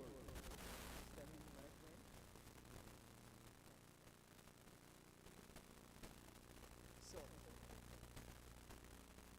so many years ago, there was a dad. He went on a cruise with his family. And when the ship took off, they were way out in the ocean, maybe about an hour they were there. And while everybody was even looking at the land and waving until everything was out of sight, this little girl was standing on the deck beside him. And he said, "Daddy, Daddy, Daddy, I want to see." And you're not because we are very mature, but I'm just using an example. She says, "Daddy, Daddy, Daddy, I want to see." I mean, she was very persistent, very persistent. Anyway, the father took her up, put her on his shoulder, and put her on my shoulder. And she was excited, and she was now looking at the ocean, and she expressed, she says, "Daddy, Daddy, Daddy, I can see farther than my eyes can look." You see, what that little girl said is vision. Thank you. You see, vision is ability to see harder than your eyes can look. It's the ability to see something and you plan and you create it. You envision it in your mind's eye and then you work to make it a reality. That is vision. So you might have some ideas. Others around you might say, "Oh, that's nonsense." You know what you should do? Just experiment on the idea. See how it works. Because guess what? Ideas don't work in the mind. They are tested in the marketplace. Have you ever heard somebody say, "Guess what? Nah, tell nobody my idea because then go thief it." If you got that idea in your head, it will stay there for 10 years, 20 years. Guess what? You need to test your idea in the marketplace. If it doesn't work, go to the next idea. Ideas are tested not in the mind, but in the marketplace. Because guess what? There are over 200,000 businesses registered in Jamaica, right? About 67% of them are in operation, of company and stuff like that. There are about 6 million businesses, I think, in the UK. Over there, about 30 million in the US. Right, so guess what? You might come up with many ideas, but somebody else is doing that thing. So you have to figure out if what you have or what you want, if the customers need that. Because businesses only exist because, guess what? They are meeting the need of customers. They are alleviating a pain. They are solving a problem. So if what you have people don't want, that it doesn't make any sense. Guess what? And innovation without commercialization doesn't make any sense. You can innovate something and say, "Wow, this is grown baking," but guess what? How many persons are going to buy into that? That doesn't make any sense. But guess what? You have to test your ideas. So if you have something that you like or you're passionate about, test it. And bear in mind that in your test, I want you to bear these two things in mind. Fail fast and fail cheap. Meaning, try to find the most cost-effective, economical way to test your idea without it costing you too much. Because you know what often paralyzes us? The fact that what if I'm right? What if I'm wrong? What if I'm a fake? What if it doesn't work? The only way you're going to know is if you test your idea. So try to find a way to make your idea to test it at the cheapest cost as possible, right? And fail fast. Learn from your mistake. All of these great companies, these great entrepreneurs, you know what they did? They learn, man, them fail forward. Them fail, them learn from their mistake, and they keep going again, and they perfect their craft. So, you might ask the question, which idea should I pursue? Test the ideas. You can think about something as like a waiting list. You have friends on Instagram and all of these friends. Say to them, guess what? I have this idea or this product. I'm rolling out in the next 2-3 months. Would you be interested? Right? Describe it to them, tell them about it, and how it will benefit them. Get a response from them. See how many persons will respond. "Hey, I'm on the waiting list." Then you can roll that out. So when you're testing the market, you're not saying, "Oh, we're going to spend all that money, do the branding, do everything," but when you roll out the product, nobody wants it. But if you test it now, you will know definitively that, guess what? This is something that will solve a problem or will meet individual needs. Is somebody with me? Test your idea, test it, and see how it works. It is important that there's another thing I want to talk to you about, and that is a lot of persons say that somebody will steal their idea. 10 persons inside this room can be doing the very same thing. But there's this thing called vitality. When we drove, my co-worker, Mr. McCleary, he's at the back, he's the business advisor for Region 5. We're very close friends, we're good together. When we came through the gate, Region 4, when we drove through the gate this morning, the security guard that greeted us, my co-worker said, she's so polite and nice and bubbly, right? There was just something about her spirit. She is very lively. And I was just contemplating on the term on my way up, vitality. There are different persons that can run different businesses, right? But there's something unique about this individual, their spirit or their vibe. They can mobilize people just when they're in the working environment. It's just a different sense. The atmosphere is just different, right? Vitality is something that you carry with you. It's the spirit. So even though many persons are doing the very same thing, every individual carries a certain spirit. You understand? And that is what will drive people to go beyond and above for you. They'll buy into your idea, your vision, because guess what? They believe in you, they sense you, they believe in your spirit, your leadership. And they'll move mountains in assisting you in creating and enabling that dream to become a reality. And that is why you have to be very clear about where you want to go. You have to find yourself, your spot. You have to shine. So when you come into your own, you find out your gifting, you are working in your domain, guess what? People will naturally be attracted to you. Thousands come to the stadium just to watch you say, nobody else can do the run. But when that guy goes on the track and when he kneels on him, he go race, there's something electric about him. The other day, Messi came here. Like the whole of Jamaica hope so. Right, guess what? He's their hero. There's something about that guy when he goes on the football field. I'm saying each of us, we have that. But guess what? We spend time looking at everybody else and don't realize what we have. I'm saying to you, you have it. I have that. When you are working in the area of your gifting, life gonna become so easy and seamless. You won't be so stressed out. Nobody can take your spot. No, people go bad. There are so many opportunities out there. Limitless opportunities. If one passes today, there are many others. Position yourself that you can take advantage of this stuff. Enough of that.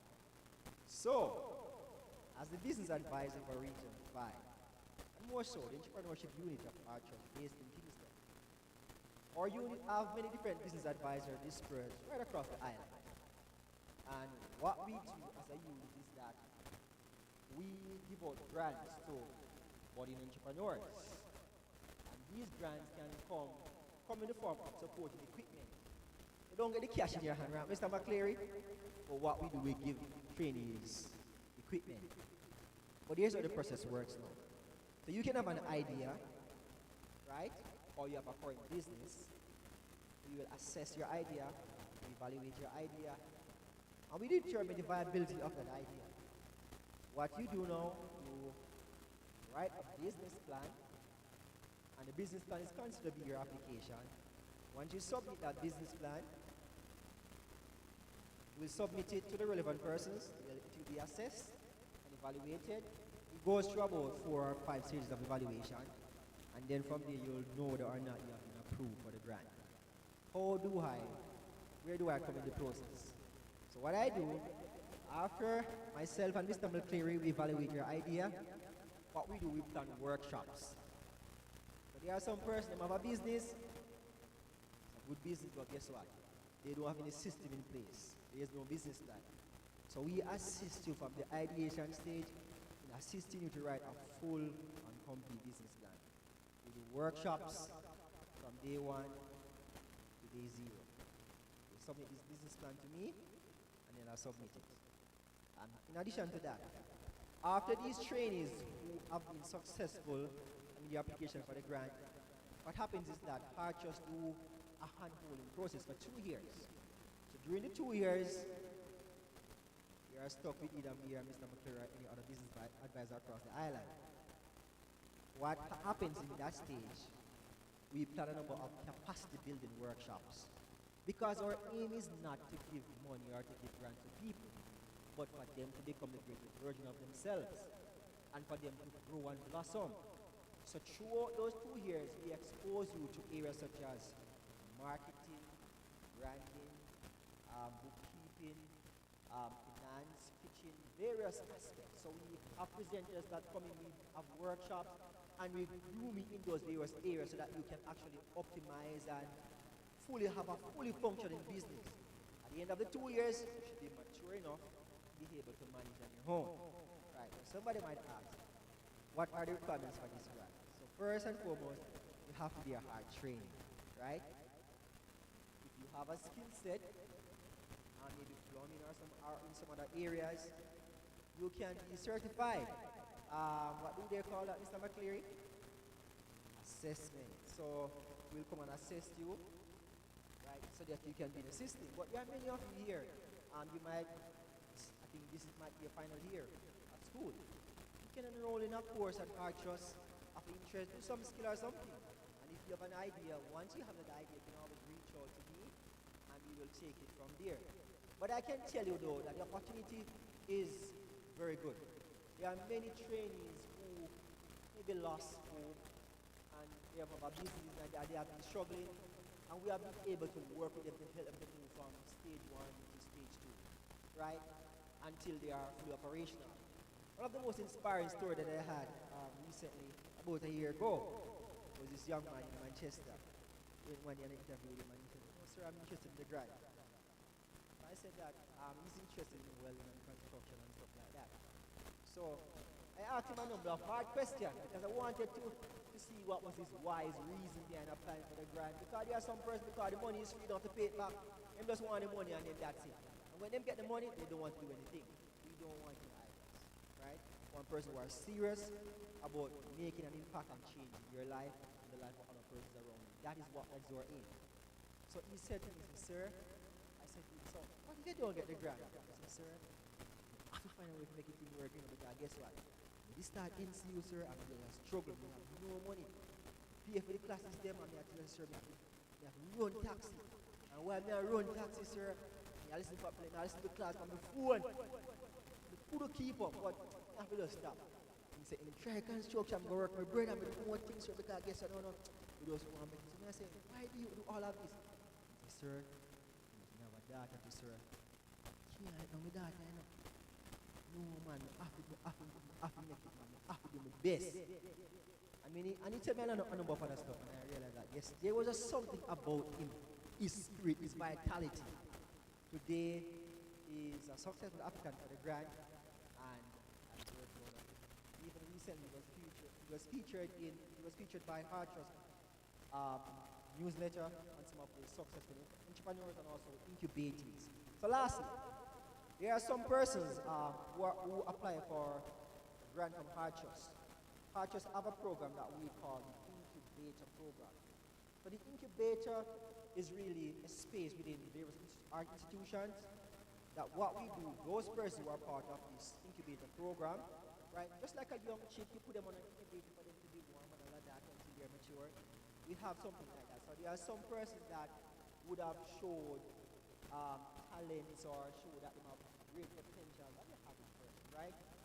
So those persons are given some preferential treatment. So what they are exposed to like trade shows, they are the MSME road show at State the other day. They were able to come and put up their booths. All around the highland, they are given opportunity to go to different workshops, different space for them to showcase their products, and there are a number of other opportunities that they get. It's like a 24 hours, I would say, to some extent. Handholding them get, because they call it at any time of night, and them get special treatment, right? The startup gets some special treatment too, but those persons get a little preferential treatment. right? But finally, I want to say to you, long time ago when I started, a gentleman that operated a cleaning company, very big company in Jamaica and Westmoreland and other parts of the island. He said to me one day when I went to his shop, I was collecting some big buckets to put money. He said to me, Steve, luck is opportunity that needs preparedness. Luck is opportunity that needs preparedness. Sometimes we say in life there are some persons just lucky, man. Of course, I believe that luck do exist. But more often than not, those persons are preparing themselves. They position themselves so that when opportunity arises, they are able to capitalize on it. You are all great persons. You possess unlimited potential. Remember, mindset are doorways and gateways. Remember, like that Buddhist statue, no one was able to see the beauty until all the clay fell off. You need to shed some companies, spend less time maybe watching too much TVs, learn a new skill, study harder, engage in your skill sets, and then you begin to shine. Bear in mind too that vitality is important, that people believe in you when they sense something in you. I want to thank you for the opportunity to talk to you, and I wish you all the best in your future. You can reach out to me or Mr. McCleary before we leave. You can have a talk, you can take your contact. I have a registered on the back, Mr. McCleary has that. You can write your name, and we'll reach out to you. Thank you very much.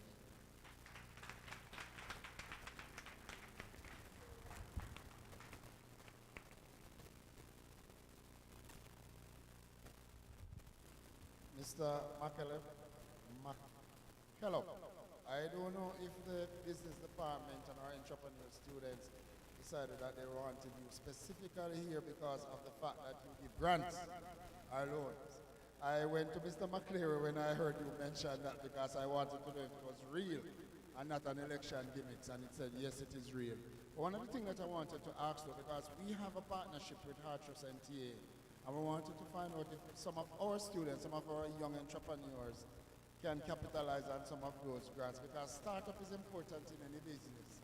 And once you can get that kickstarter, that push to springboard you into what your idea, your dream is, then it can help. So those of us who are here and have interest in starting our own business, Mr. McCullough is here, Mr. McCleary is down there. You can speak with either of them afterward, leave your contact information with them, and as he told us a while ago, they literally hold your hand as they navigate the world of business. Because as much as we think we know, sometimes the expert know much more than us. Ladies and gentlemen, Mr. McCullough, I thank you, sir, for your presentation to us today. Thank you for journeying from as far as you did to be with us. And I can take away this from you. I can see further than my eyes can see. And that's vision. Yes, sir. Harnessing the gift and then perfecting the gifts given to all of us that we have within us. Those latent talents that we do have, and sometimes we don't even realize that we do have them. Wonderful day. Dr. Brown spoke about his landing page and how you make things attractive. So part of the theme that they have here is how you innovate, how you create, and then how you elevate. And when you innovate, you make changes. The things that may have been around for a while, but as you make these changes, you make them more attractive to attract the type of clientele that you want. And then Mr. McCullough spoke about creating things and just making things out of nothing or starting something new. Ladies and gentlemen, our final presentation will be done by Mr. Drummond.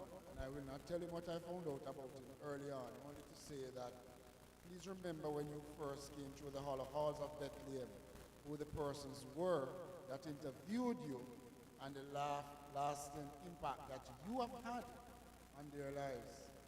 And I hope they have had on yours as well. At this time, I'm going to call on one of my friends, Miss Rochelle Medley. She's the president of our Circle K Club here at Bethlehem Moravian College. and she will be introducing to us our final speaker for the day, Mr. Jermaine Drummond, who is also one of our beloved past students. Rashid.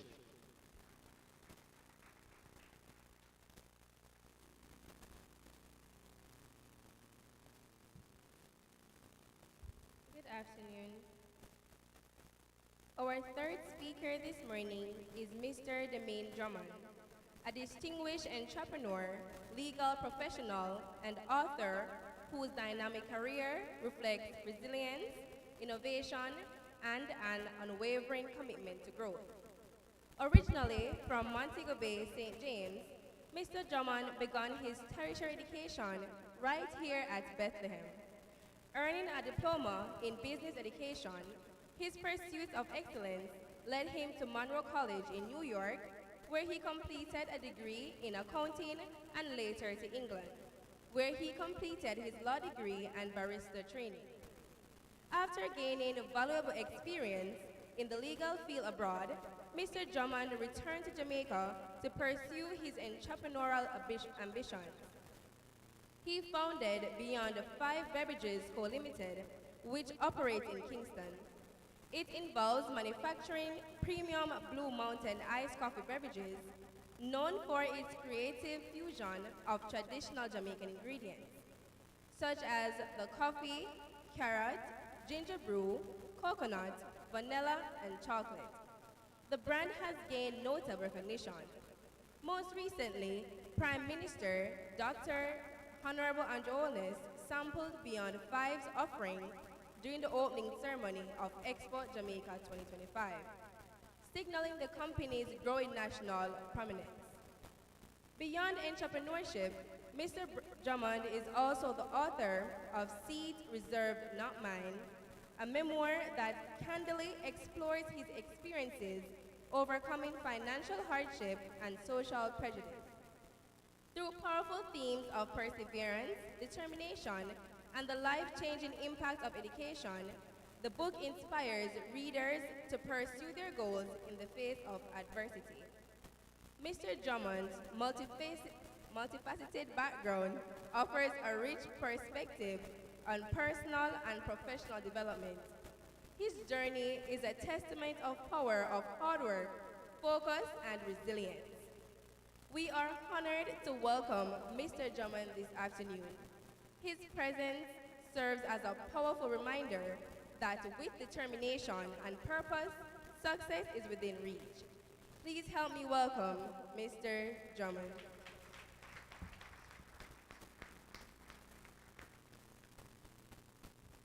Good morning, everyone, or afternoon. Afternoon. Thanks very much for the introduction. I actually have a speech here, but I will not be reading from it any at all. I just want about 10 minutes of your time. Dr. Peter, you can keep it that, please. Because I realize it's lunchtime and all of that, so I'm just going to try to compact it as best as possible. Just a quick note regarding what the moderator said regarding who interviewed me. Both persons are actually sitting here today, Ms. Johnson and Mrs. Price. Yes, I remember. That was all the way back in 2001 when I actually started continuing education here to get my CXC subjects. Mr. Rodney taught me as well, and Ms. Black taught me as well. And I don't know if any one of you are students of theirs, but I was their favorite, and I think I'm still their favorite. So please, don't let them lie to you any at all. All right? I was their favorite, and I'm still their favorite. All right? Good. But just fast forward to today, where I've been asked to speak about entrepreneurship. I will just go back quickly to 2020 when I came back home to Jamaica. After I finished my schooling in England, I wanted to come back immediately. However, I was working and I wanted to get some money to come back and start business because I was saying to myself, with my qualification, I just think that it was just best to come back and put everything that I have in something that I wanted to do. What was that business? I don't know what it was. So I sat for days, and my wife would say, what am I going to do? What am I going to do? Because I've set a timeline that I'm going to go back like next year. And I started to send back my furniture, everything. So time was against me. And I said, I need to find something. What is it? What is it? What is it? I thought. And I could not come up with anything at all. However, I do love coffee. I used to drink coffee 3-4 times per day. In fact, I won't call the brand name, I used to drink a particular brand every single day. Sometimes I didn't have the money to buy it. So I said to myself, you know what? I started to make my own version of what they were actually making. For example, the ice one that they have, I used to blend up my ice and make my own Blue Mountain coffee. So whenever anybody was coming up from Jamaica, I would say to them, please, get me some Blue Mountain coffee, medium roasted. You can either get it grounded or if you get the whole one, that's fine. So I kept on doing that, all just for myself. And then I said to myself, and I said to my wife, I am going to make ice coffee, Blue Mountain coffee. At the time when I thought about it, I thought about putting it in can.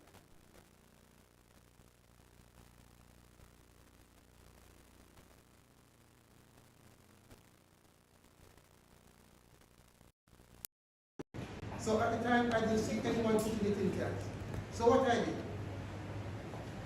one of my friends that I met at law school, I spoke to her many times and I said to her, this is the idea that I'm going to return to Jamaica and I want to go now. Unfortunately, COVID stuck at me because I started to send back my stuff about 2016, 2019 because I know that I may not have the money to just send back everything in a container or whatever it is. So what I did, I called her over after I made a number of different samples. And again, anybody that was coming to Jamaica, I would give them money and I would ask them, get me some Blue Mountain coffee. Because at the time I knew that Blue Mountain is a premium coffee and we would regard it as the number one coffee in the world. Right. So anyways, by doing it, I asked her to come over. And when she came over, I said to her, look, this is what I have and I want you to test it. I think somebody mentioned about testing your idea. Yes, the gentleman mentioned about testing your idea. So this was my first time now of testing my idea with someone. And I said to her, look, I just want you to be 100% honest with me. Before you taste it, I don't know if you want to probably take something first, because it is milk-based. I said to her, I don't know if you want to take something first, or like at word for word, like I said to her, or like what our grandparents would say, I hope your constitution is strong. That's what I said to her. So she came over and I tested it. She said, I mean, it is good. I just wanted to know that it was something that could have been consumed. So what I did, I started to get a market research immediately. I jumped on, it's not cheap, it was one, Survey Monkey. So I had published who were actually living here, and I said to them, they were unique. I said to them, look, I said to them, look, if you get me 20 individuals, I will give you like $10,000 so that they can actually. I did the questionnaire myself on Survey Monkey, and I would remit the money to them, and they would have people filling out the questionnaire. So what I did, I gathered the market research. During that time, I actually asked other people from Jamaica and background, come and sample this for me. Some of them would say, no, I don't have the time. I said, yes, you do. I would say to them, what time do you work? They said, okay, I work from 9 to 12, and then I get a break in the afternoon. I said, okay, no problem. Just come to my house, and I will pay 20 pounds. That's the money, 20 pounds like that. In the US, I said, I'll pay 20 pounds. So that's actually covering for your lunchtime to come, and they will come and they will sample and they'll taste it. So I say that to say, as the first part of being innovative is that you have to try different ideas. Even when you don't have an idea, you have to try to think about something. Then the difficult part came, which was to actually think about how you're going to get it into a package. Like I said, I thought about the can. Good enough, I realized that a particular brand, I won't call the names, actually started to put in the big cans. And I called the Jamaican and I said, you know that I'm onto something really and true. Because I see this big brand actually starting to put it in cans, and they're saying, no, but that can't good because you're doing what you're doing. I'm saying, no, that is good because they're actually doing what I'm thinking. So at that time, though, I said, yes, I have the formula, this is what I'm going to do. Fast forward, COVID came, come probably 4 or 5 times, I had to rebook, and then I landed in Jamaica. Registered the company at the turn of the year because it came in December. So what we have now, went to the Scientific Research Council because I had called them from before, and I'm happy that they actually gave me some incorrect information. Because when I told them my idea, what I wanted to do, and who I wanted to put it in the cans, they said, no problem, they can. Unfortunately, they could not. Because of the machine that they have, they can't put it in cans. So what we did, after innovating, what's the other one? Creating or innovating? What's the other? Innovating? Creative, right. So we wanted to create the package that it was to be in now. So unfortunately, they could not do that. But that didn't stop us. So they recommended to me to put it in bottles. That wasn't my idea, but yes, I went with it. So what I'm left with now, I have two ideas that are actually opportunities. One in bottles, and as soon as I get a machine from China, which I've actually ordered already, we're going to have it also in cans. Now, looking back, or even looking at what is happening today, I'll just speak on even the expo that went just this past weekend. It was phenomenal. When you see supermarkets that actually refused it before, and when individuals, customers from their supermarkets come and sample, and it's one thing I like with these uptown people. They don't care. They said, why is this not in my supermarket? I'm like, go and tell them to bring it. Go and tell them to carry it. You purchase it now, they said, yes. Take a picture and you can, when you go back the next time, they said, no. We are going to message them now. And they messaged them on the Saturday and the Sunday, about 4 or 5 of them were in the booth sampling. Funny enough, they gave some nonsense story as to why they don't want to carry it, but as real entrepreneurs, you just let that be aside, you don't challenge them on it, and all you want to do now is just put it here.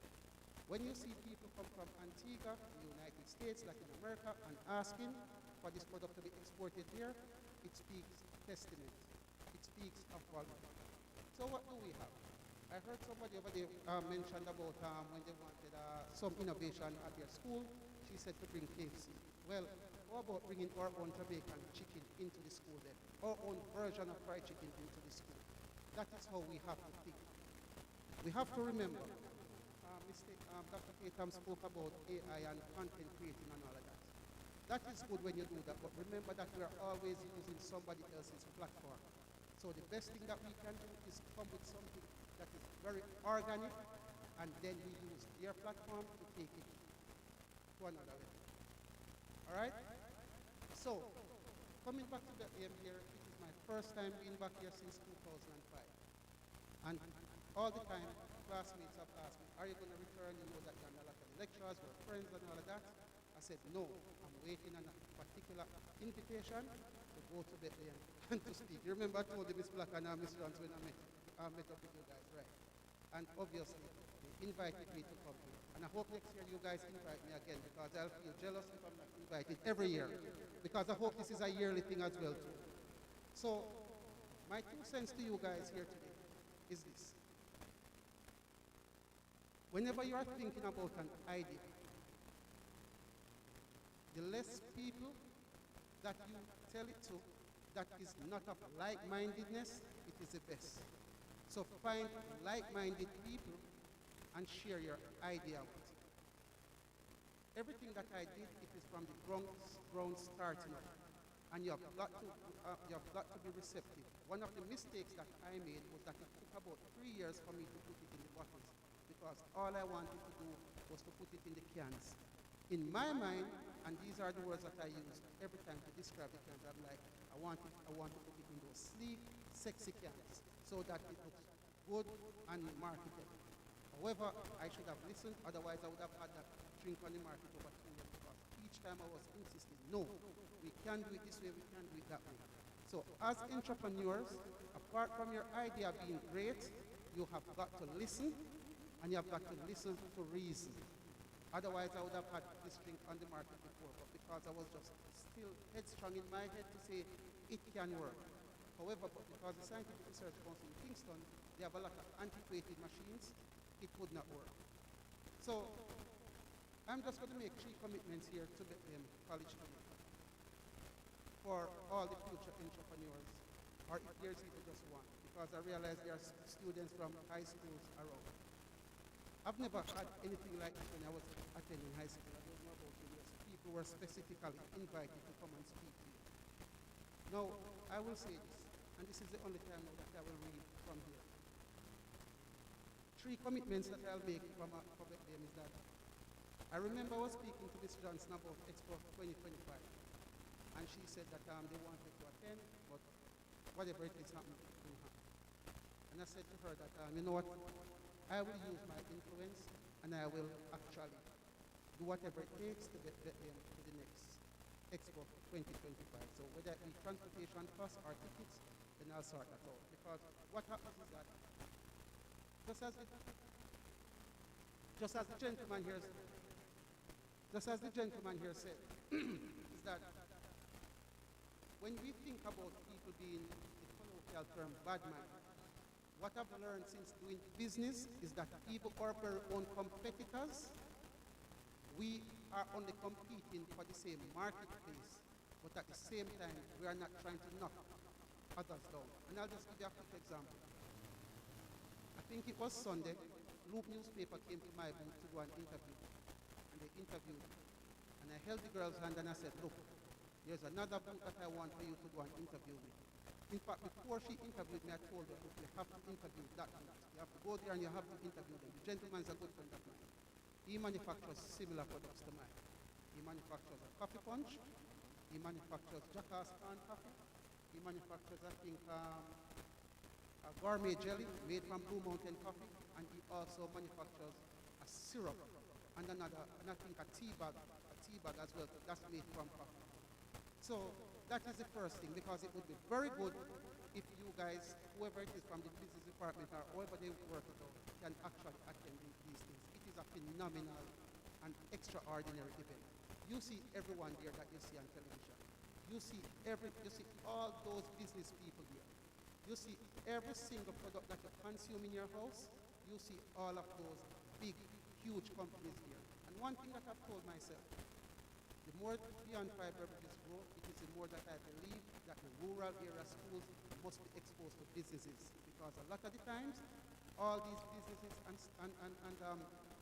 owners, businesses and business owners, they only go into the corporate area schools.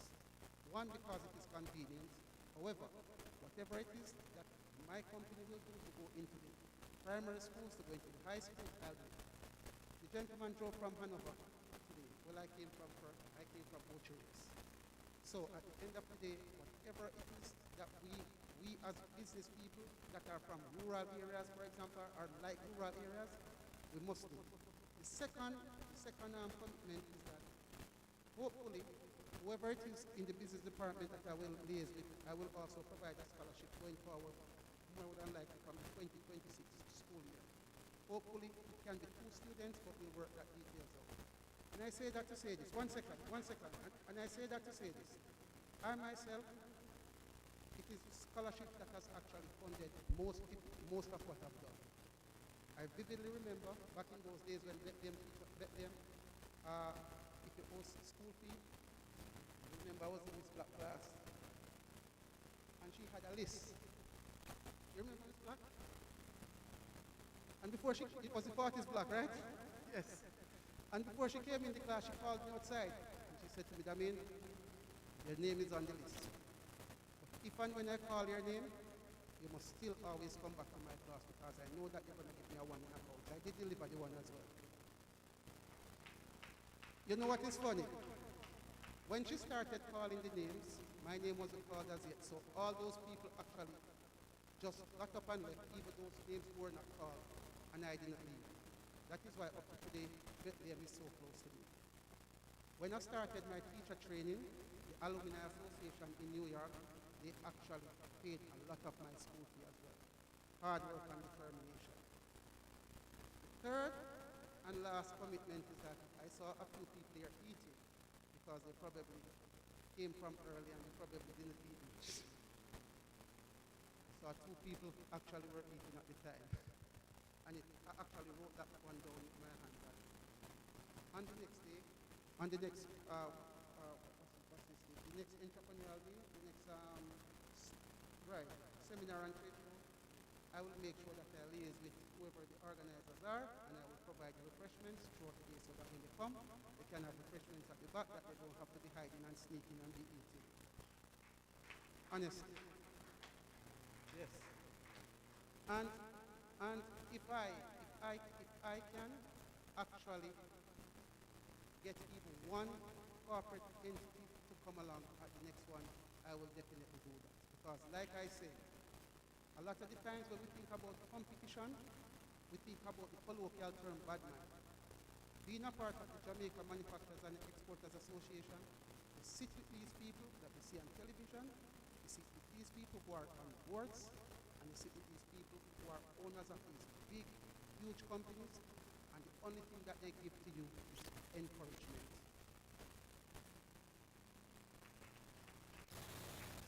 So finally, you all have an opportunity to pursue something. What that thing is, I don't know. Like I said, the only idea that came to me was to manufacture cold, low-mountain packages in plants. That was the only idea for me. And I thought about, and I kept on thinking. You guys can type in the computer, guys can type in that thing on the mobile phones, tablets. You can even search what types of ideas that I can use to become an entrepreneur. Now, last thing that I would say, statistics shows that 70% of small business that start up only last for 2 years. And half of that 70% will last for 5 years. And only a quarter of that will last for 15 years. That's from the Harvard Business School Professor William Shalom. Now what does that say? It is difficult work. It is hard work. I remember after coming from the expo, I think it was Monday, Mr. Johnson contacted me and said that I must be resting. No, there was no resting to be done. We just have to keep going. Because even today when I was driving down with one of my cousins, she said, are they covering anything for you? Will they give you anything? I'm saying, no, these are not things that you do, that colleges will do. These are things that you, as that person who has made it, you just do it to give back. And you have, when you're going back, you have to go back with something to give back. So at the end of the day, like I said, these are my 3 commitments. I don't know if anybody has written it down, but you can hold me to that. And like I said, I'm happy that you guys have invited me back because I've been waiting, Miss Black, Miss Johnson, Mrs. Price, for all these years to be invited to come back, to actually speak, not just to come and visit, just the lecturers are everybody. So thanks very much again. And pursue your dreams. I encourage you.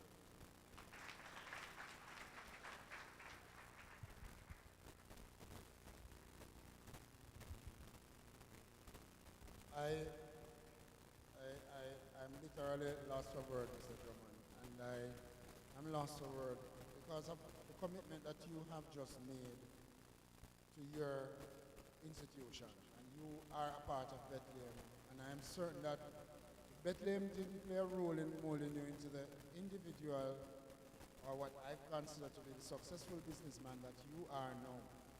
To have started such a company, then you would not be standing here making a commitment to us about giving back to your noble institution. I'm touched by what you just said and what you just did a while ago.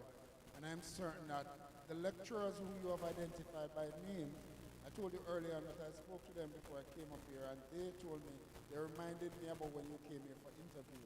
And since then they have adopted you. And then you mentioned Miss Black. Ladies, and all of us present here today, this is why we do what we do. We don't do it because we are paid $1 million per month. Teachers are never paid enough money for the job that they do. But when you can change a life that is going to impact thousands of lives in our country, that is where the real impact of your commitment to change in the lives of our students is.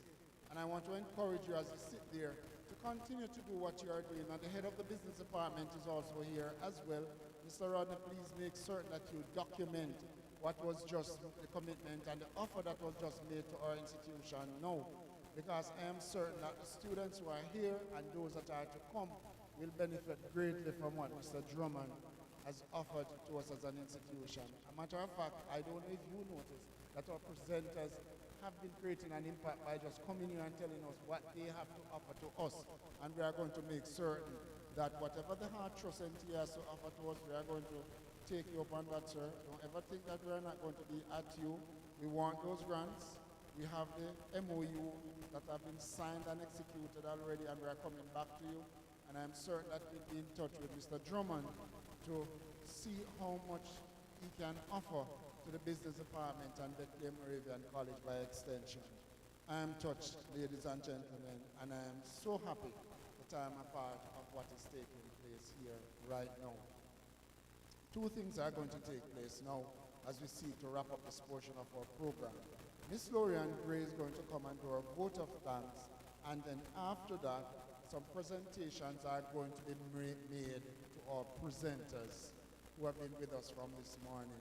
And then we will go into a very special section of this program before we start viewing the products and the displays that are downstairs for us. So at this time, I call on Miss Lorian Gray to do our vote of thanks. Good day, everyone. On behalf of the 4 BSA marketing students, I would like to express sincere thanks to everyone who made today's seminar and trade show a success. To our principal in his absence, honorees, guest speakers, and visiting students, thank you for your presence and support. Your contributions have truly enriched this experience. Special thanks to the business department for their guidance, and to our fellow students for showing up and engaging with us. We are grateful for this opportunity to learn, grow, and share with all of you today. Thank you, and enjoy the rest of your day. Thank you very much, Lorian, for that. Students or visitors, don't worry about lunch. Bethlehem Moravian College is going to take care of you. So as soon as we are finished this part, some of our hostesses will guide you to our dining area, and we are going to make certain that you are well fed. See, part of what we want to do is to make sure you come back here as students at Bethlehem Moravian College as soon. So we are going to feed you, and after we feed you, then you're going to make the decision to come back, yes, to join us here as Bethlehem Moravian College students. I'm going to ask representative from the group that is putting on our expo for us today, the 4 BSBA students. And Ms. Black, I'd like for you to join us up here as well. Dr. Brown, I'd like for you to stand. Yes, ma'am. Even though you're a past student, proud alumni of our noble institution, and what I consider to be one of my persons who always does great presentations for us, can you make your way to the front for us, please?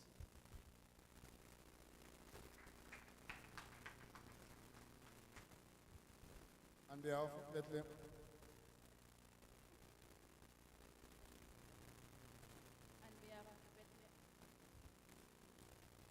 On behalf of the Bethlehem Business Department, I would like to appreciation for your responsive AI implementation. Thank you.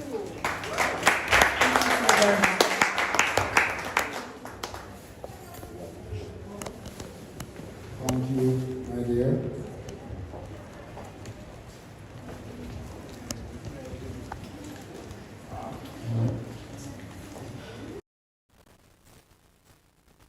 And now, Damien, if I may call you so, and not Mr. Drummond today. There was a little bit of quarreling at the back that you don't know about. There were 3 persons who were claiming you. Yeah, well, yes. And then at the end, one of them out-muscled the others, as she should. Yeah, she said she's responsible for you. You are hers, and she's claiming you. Can you go to the front for me, please, sir?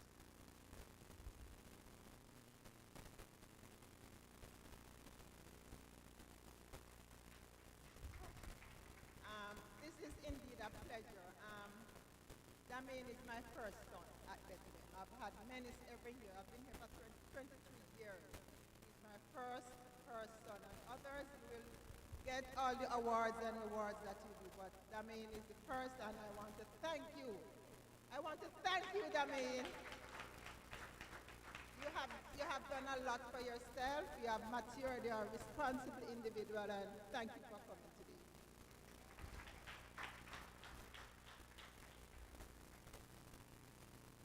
This is just amazing. This is just simply amazing. Yes. And then Mr. Hartrus himself, Mr. McCallum. McCallum. Yes. And I'm going to remind you again about those grants that you are going to give to us. I'd like for you to take care of. Yes, we will. We will. Okay, sir. Good afternoon again, everyone. Sir, on behalf of Bethlehem's Business Department, we'd like to thank you for coming and sharing.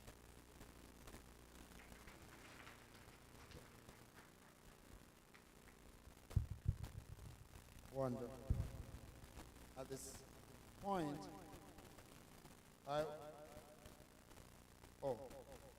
so Rocher, again, president of the Circle K Club. Yes. Sir, I'm a friend only today, but come here. After today, nothing again, but come here. Sir, come now.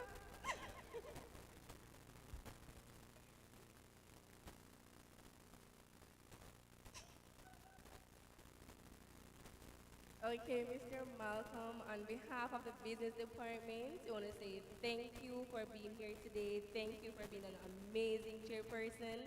And you're only my friend for today because that's what you told me.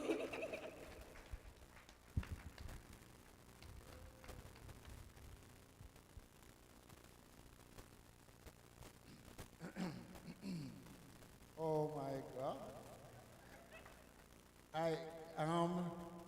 Can I look in the back? No, I'll save that until later. But I do thank you. Thank you very much, students. There are just some persons that I can't say no to at Bethlehem. And when I was approached by members of the business department led by Mr. Rodney and Ms. Johnson, I couldn't say no. I don't know if some of you know that most of our staff are away today for research workshop somewhere on the other side of the island, the North Coast, that everybody wants to go to. And I was given an offer 4 different times to be a part of that 3-day stay over at an all-inclusive hotel. Yes, honestly. And I said, no, I'm not going anywhere. Yes, the entire administrative staff wanted me to be a part of it. And I said, no, I'm staying here because I think that this is more important. When we can touch our students' lives in this way, nothing else can come above this. And I am just happy to be a part of this. So thank you. And I'm going to now call on Mr. Rodney, the captain of the ship, chief instigator. I can call him a friend who is going to take us through this very special part of the afternoon's proceeding. So at this time, ladies and gentlemen, Mr. Rodney is Dean for the Faculty of Natural and Applied Sciences. He's also the head of the business department and the person who I consider to be one of the chief conceptualizers. And I also know that he's very brilliant. I met him in 2007 when I came to Bethlehem in this very room doing a presentation, and I said to myself, what a man bright. Yes, and I think he still is. So at this point, just bear with us for another few minutes as Mr. Rodney takes us through this part of our afternoon's activities. Thank you, Mr. Malcolm. Thank you, members of the head table. And I want to say a special thanks to our high school students. You're very diligent. I know may pass the lunchtime, and it's not easy to focus for more than 2 hours. Thank you again for coming, and thanks to the teachers in the school for encouraging your students to be with us today. We talk about entrepreneur, and our presenters present to you about attributes of good entrepreneur, what you need to do. Some of our past students have ventured into this area. They have become entrepreneurs. And we thought that the best example to show to our students are a person who actually lived what we have been talking about today. And the business department want to use this opportunity to recognize 4 of our past students who have started business and have been doing very well. There are examples and we want to document it, and we ask them, can we display this on our social media website so that you can be of inspiration to other persons? We know that the turnout today may not be as great as Malcolm has indicated, that a number of lecturers and students are in Trelawney, Mr. Malcolm, at Research Day, and therefore want to stream it to make sure that there is some evidence, there's permanent documentation of this. So we are using this occasion. Mr. Malcolm, you have to deputize the principal because he was the person to recognize 4 of our past students with a plaque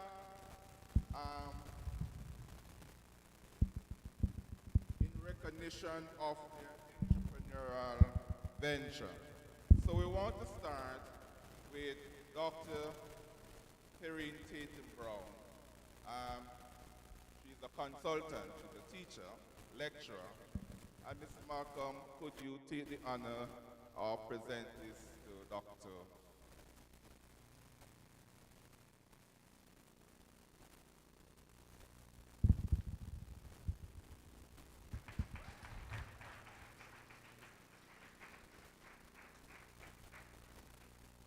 Are we getting the pictures? Rocher, come and take the pictures.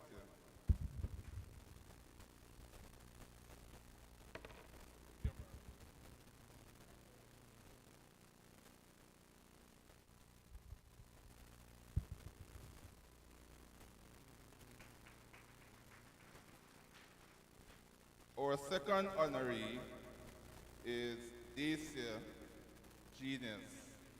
She is and student, my discouragement is not, there's not sufficient student here. She's a teacher, she's a business person, and she's making a significant contribution to the education sector by starting a school in St. Elizabeth, Santa Cruz, catering to students from grade 7 to whatever age, teaching maths, POB, accounts, number of subjects, right? She employs people, she contributing to people's livelihood by paying a salary at the end of each month. This year, I'm very proud of you.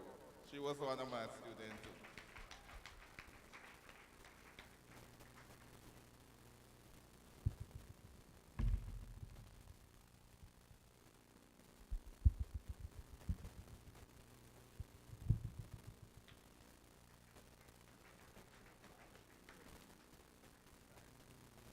Our next honoree is Sean, right?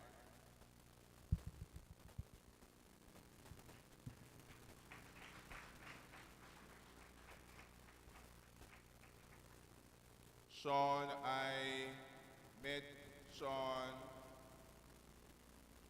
through another, I know Sean from Bethlehem, but when I was looking for somebody to counter fabrication.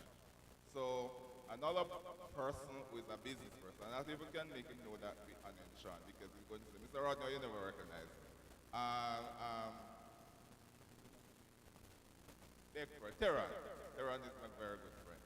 And since then I've been doing business with Sean. Sean is a professional. He's an ethical man. When you say that, Mr. Rodney, you can get it that time you're going to get it. Sean, I have recommended a number of persons to Sean, and everybody come back with commentation. One day I was in Miss Blythe's office, and she said, I wanted that headstone for my finger. And I said, Sean is the person. And since then, she has been speaking glowingly about Sean. Continue to be the business person you are, and I just hope that the business go from strength to strength.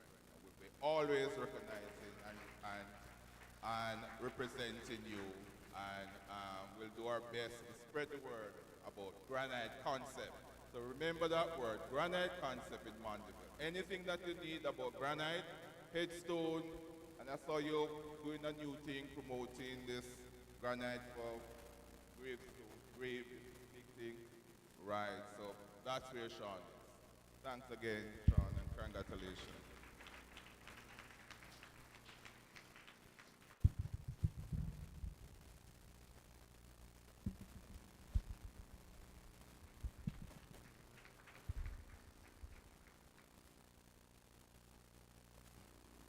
Mr. Malcolm, although you represent the principal, I'm going to ask Ms. Johnson to do this one.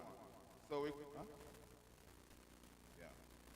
Want Ms. Johnson to be the presenter for Damin.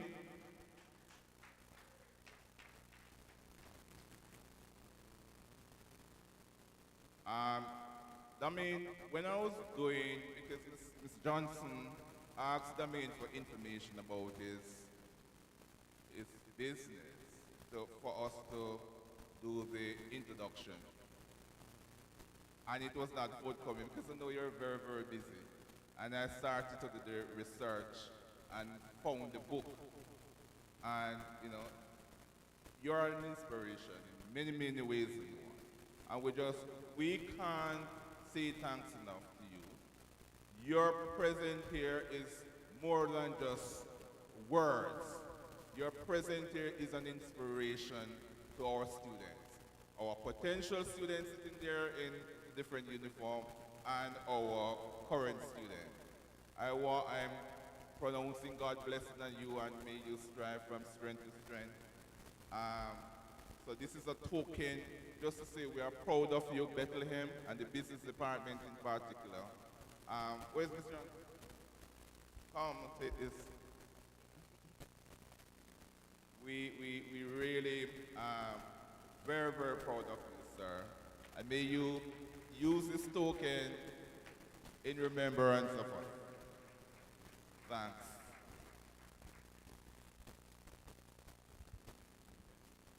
So we'll have a brief response later. Brief.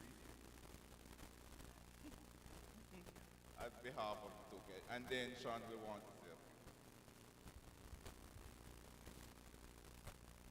Just a quick one, you know, I have a lot of plaques and certificates, and none is hung up in my house, to be honest. I tell you something, this one will be there.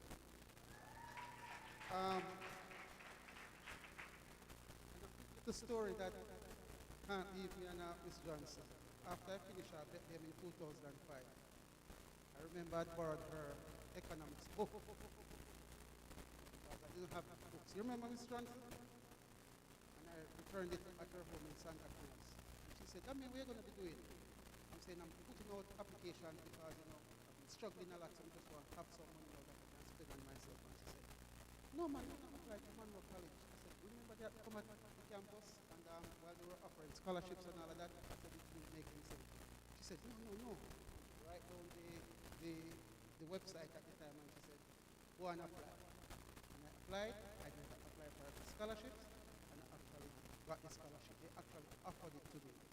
So that is how I ended up at Monroe College, and I got my degree in accounting. So again, thanks very much. And Miss Bryce, one love.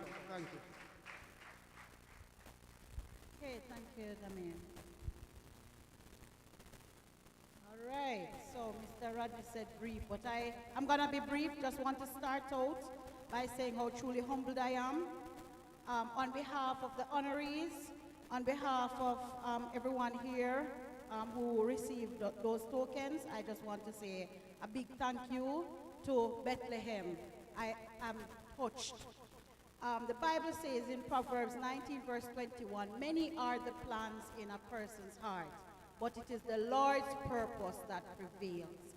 And so whatever it is as entrepreneurs that we, you know, as you venture out, remember that you have to put God first. On behalf of everyone again, just want to say a big thank you to Bethlehem, the business department, for this very kind gesture, and it will serve as inspiration for us as we move forward.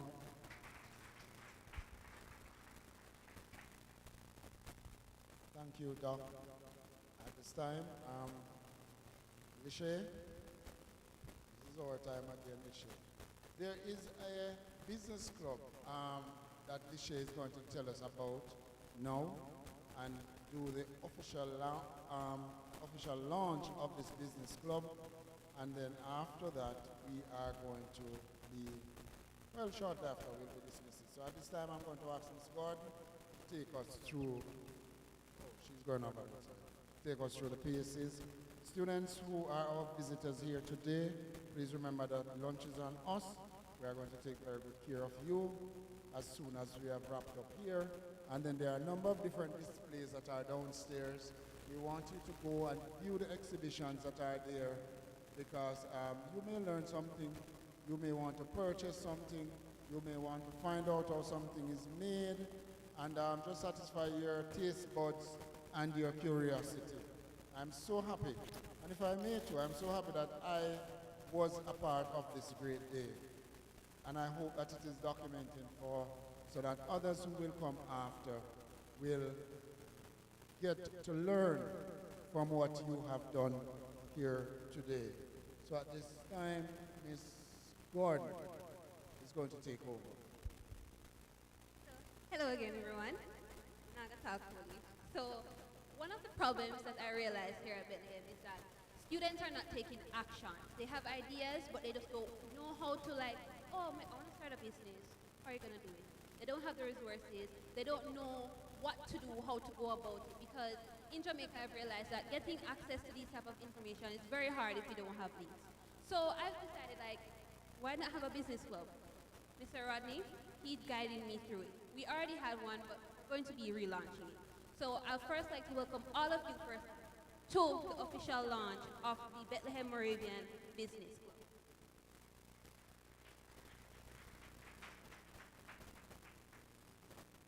So this is just what we're going to be talking about. So who are we, our objectives, what's in it for you, what's next, and how to get involved. So who are we? So the Bethlehem Moravian Business Club is a student-led club for aspiring entrepreneurs, marketers, and creators. So any ideas, it doesn't matter how big, how small, if you have an idea, it can be turned into an opportunity. And that's what we want to see. Because everyone needs to have multiple streams of income. Not just one, because if not business, why not? Next, we want to stay by opening to all students to collaborate. Not just for the business department, but for everyone here at Bethlehem. No matter your program, you can have a business idea. Next, we're going to be designing to spark innovation and real-world skills. Because leaving school, you may not know how to file your taxes. We want to be a part of that. Next is our objectives. We're looking to promote entrepreneurship and financial literacy. As I've mentioned before, learning how to file your taxes, learning how to set up investments, and why it's important. Next, we're going to look at supporting student-led business ideas. This is critically important because, as I've said, everyone has a business idea, no matter how small. We're going to be looking at how can you create that? How can you take the next step? We're going to be hosting workshops, networking events, and competitions, such as this one right here. This is networking. You may not know it, but you're actually networking with everyone in this room. You don't know who can be your next customer. We're also going to be developing leadership, creativity, and real-world skills. As Ms. Taysom Brown has mentioned before, AI. How can AI help us in our business today? So why join? Critical. You're going to get the skills you need that you won't get in the classroom because they're not going to teach you all these things. Next, you're going to have exclusive events and mentorship. We, a part of the business club, are going to ensure that we have connections with everyone outside of Bethlehem, inside of Bethlehem too, who can talk to us and give us insights on what is happening. We have our professionals right here, and we can ask them questions. So we are ensuring that we have the links to help you take it to the next level. We also want to support the ideas for your business club. So if you have an idea, if you're saying, oh, I'm interested in making posters, but you're not sure how to do it, or you don't think it's worth it, trust me, every idea can be turned into something. And then we're going to help you to build your portfolio, resume, and confidence. One of the things that we have problem with, even in my group, is to do presentations. It's hard, people get nervous, people feel like, oh, I'm going to have to read off the phone, they don't know how to be original. With the business club, we're building professionals, enabling them to have the confidence to be able to talk freely and not just, what to do next. So this is what we are planning to do is business club. So This would be the end of my presentation, and I look forward to seeing all of the potential Bethlehemites here as a part of the club. Thank you so much. Thank you very much, Ms. Gordon. Before I close and give our vote of thanks, Mr. Holness, Sean, so you want us to speak or say something to us before we close. So at this time, everything granite, right? Where in Mandeville are you located?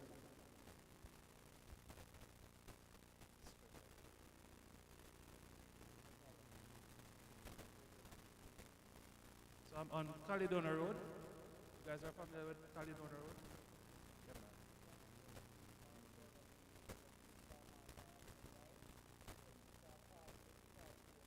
Yeah, man. Just before you turn on.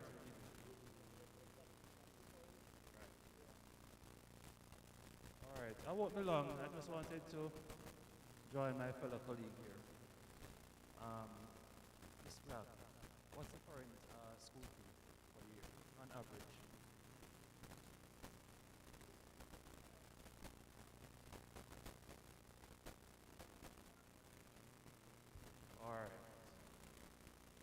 All right, so for the 2026 school year, I also want to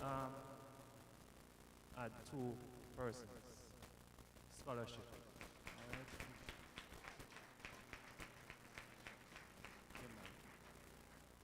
I felt, based on what he said, I really felt compelled to do something, so that's my little contribution. All right, thank you very much. God is truly amazing. God is truly amazing. God is truly amazing.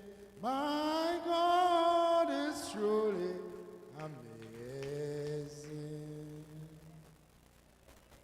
Mr. Holness, Mr. Drummond, word cannot express how thankful we are for your immensely kind gesture of ensuring that you help to change the lives of some of our students here at Bethlehem Moravian College.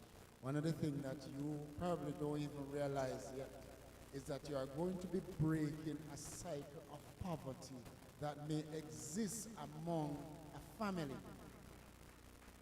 Move a generational curse and create wealth.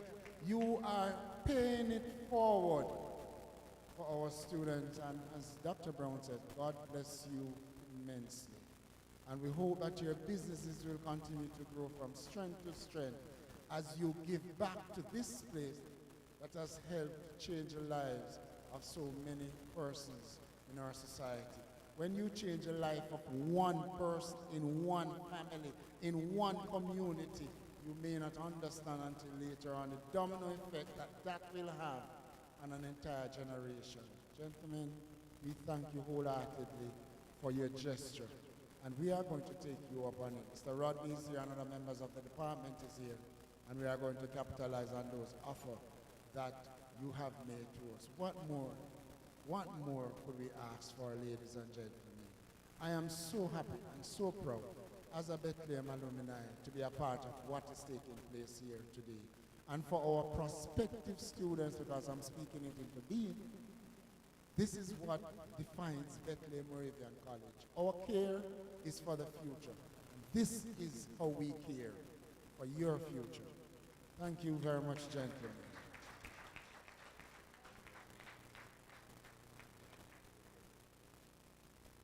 Presenters and honorees who are going to be taken care of by the HTM department. You might remember that when you were here, the ladies and gentlemen are waiting for you down there.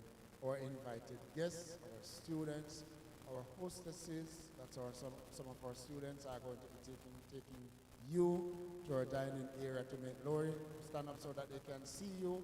She is going to guide you to that area so that you will be well fed and well taken care of today. Ladies and gentlemen, this morning, today, has been an auspicious occasion that I'm very proud to be a part of. And I thank you from wherever you are traveling from. Teachers that have accompanied our students here, we thank you for coming with them. We thank you that you can come back to your old school. Yes, some of you, and you can take words back to your principals to tell them that enough things are going to Bethlehem same way, and we are only going to get bigger and better next year. We thank you very much, and we hope for you to have a safe journey back to your schools and back to your homes, and it was just amazing to have this opportunity to share with you today. Thank you for your patience. Thank you everyone for coming. Have a wonderful rest of the day. Go downstairs and view our exhibit. Sample everything that you see down there. Mikasa Sukasa, our home is your home today. So enjoy yourselves and thank you very much for coming, everyone.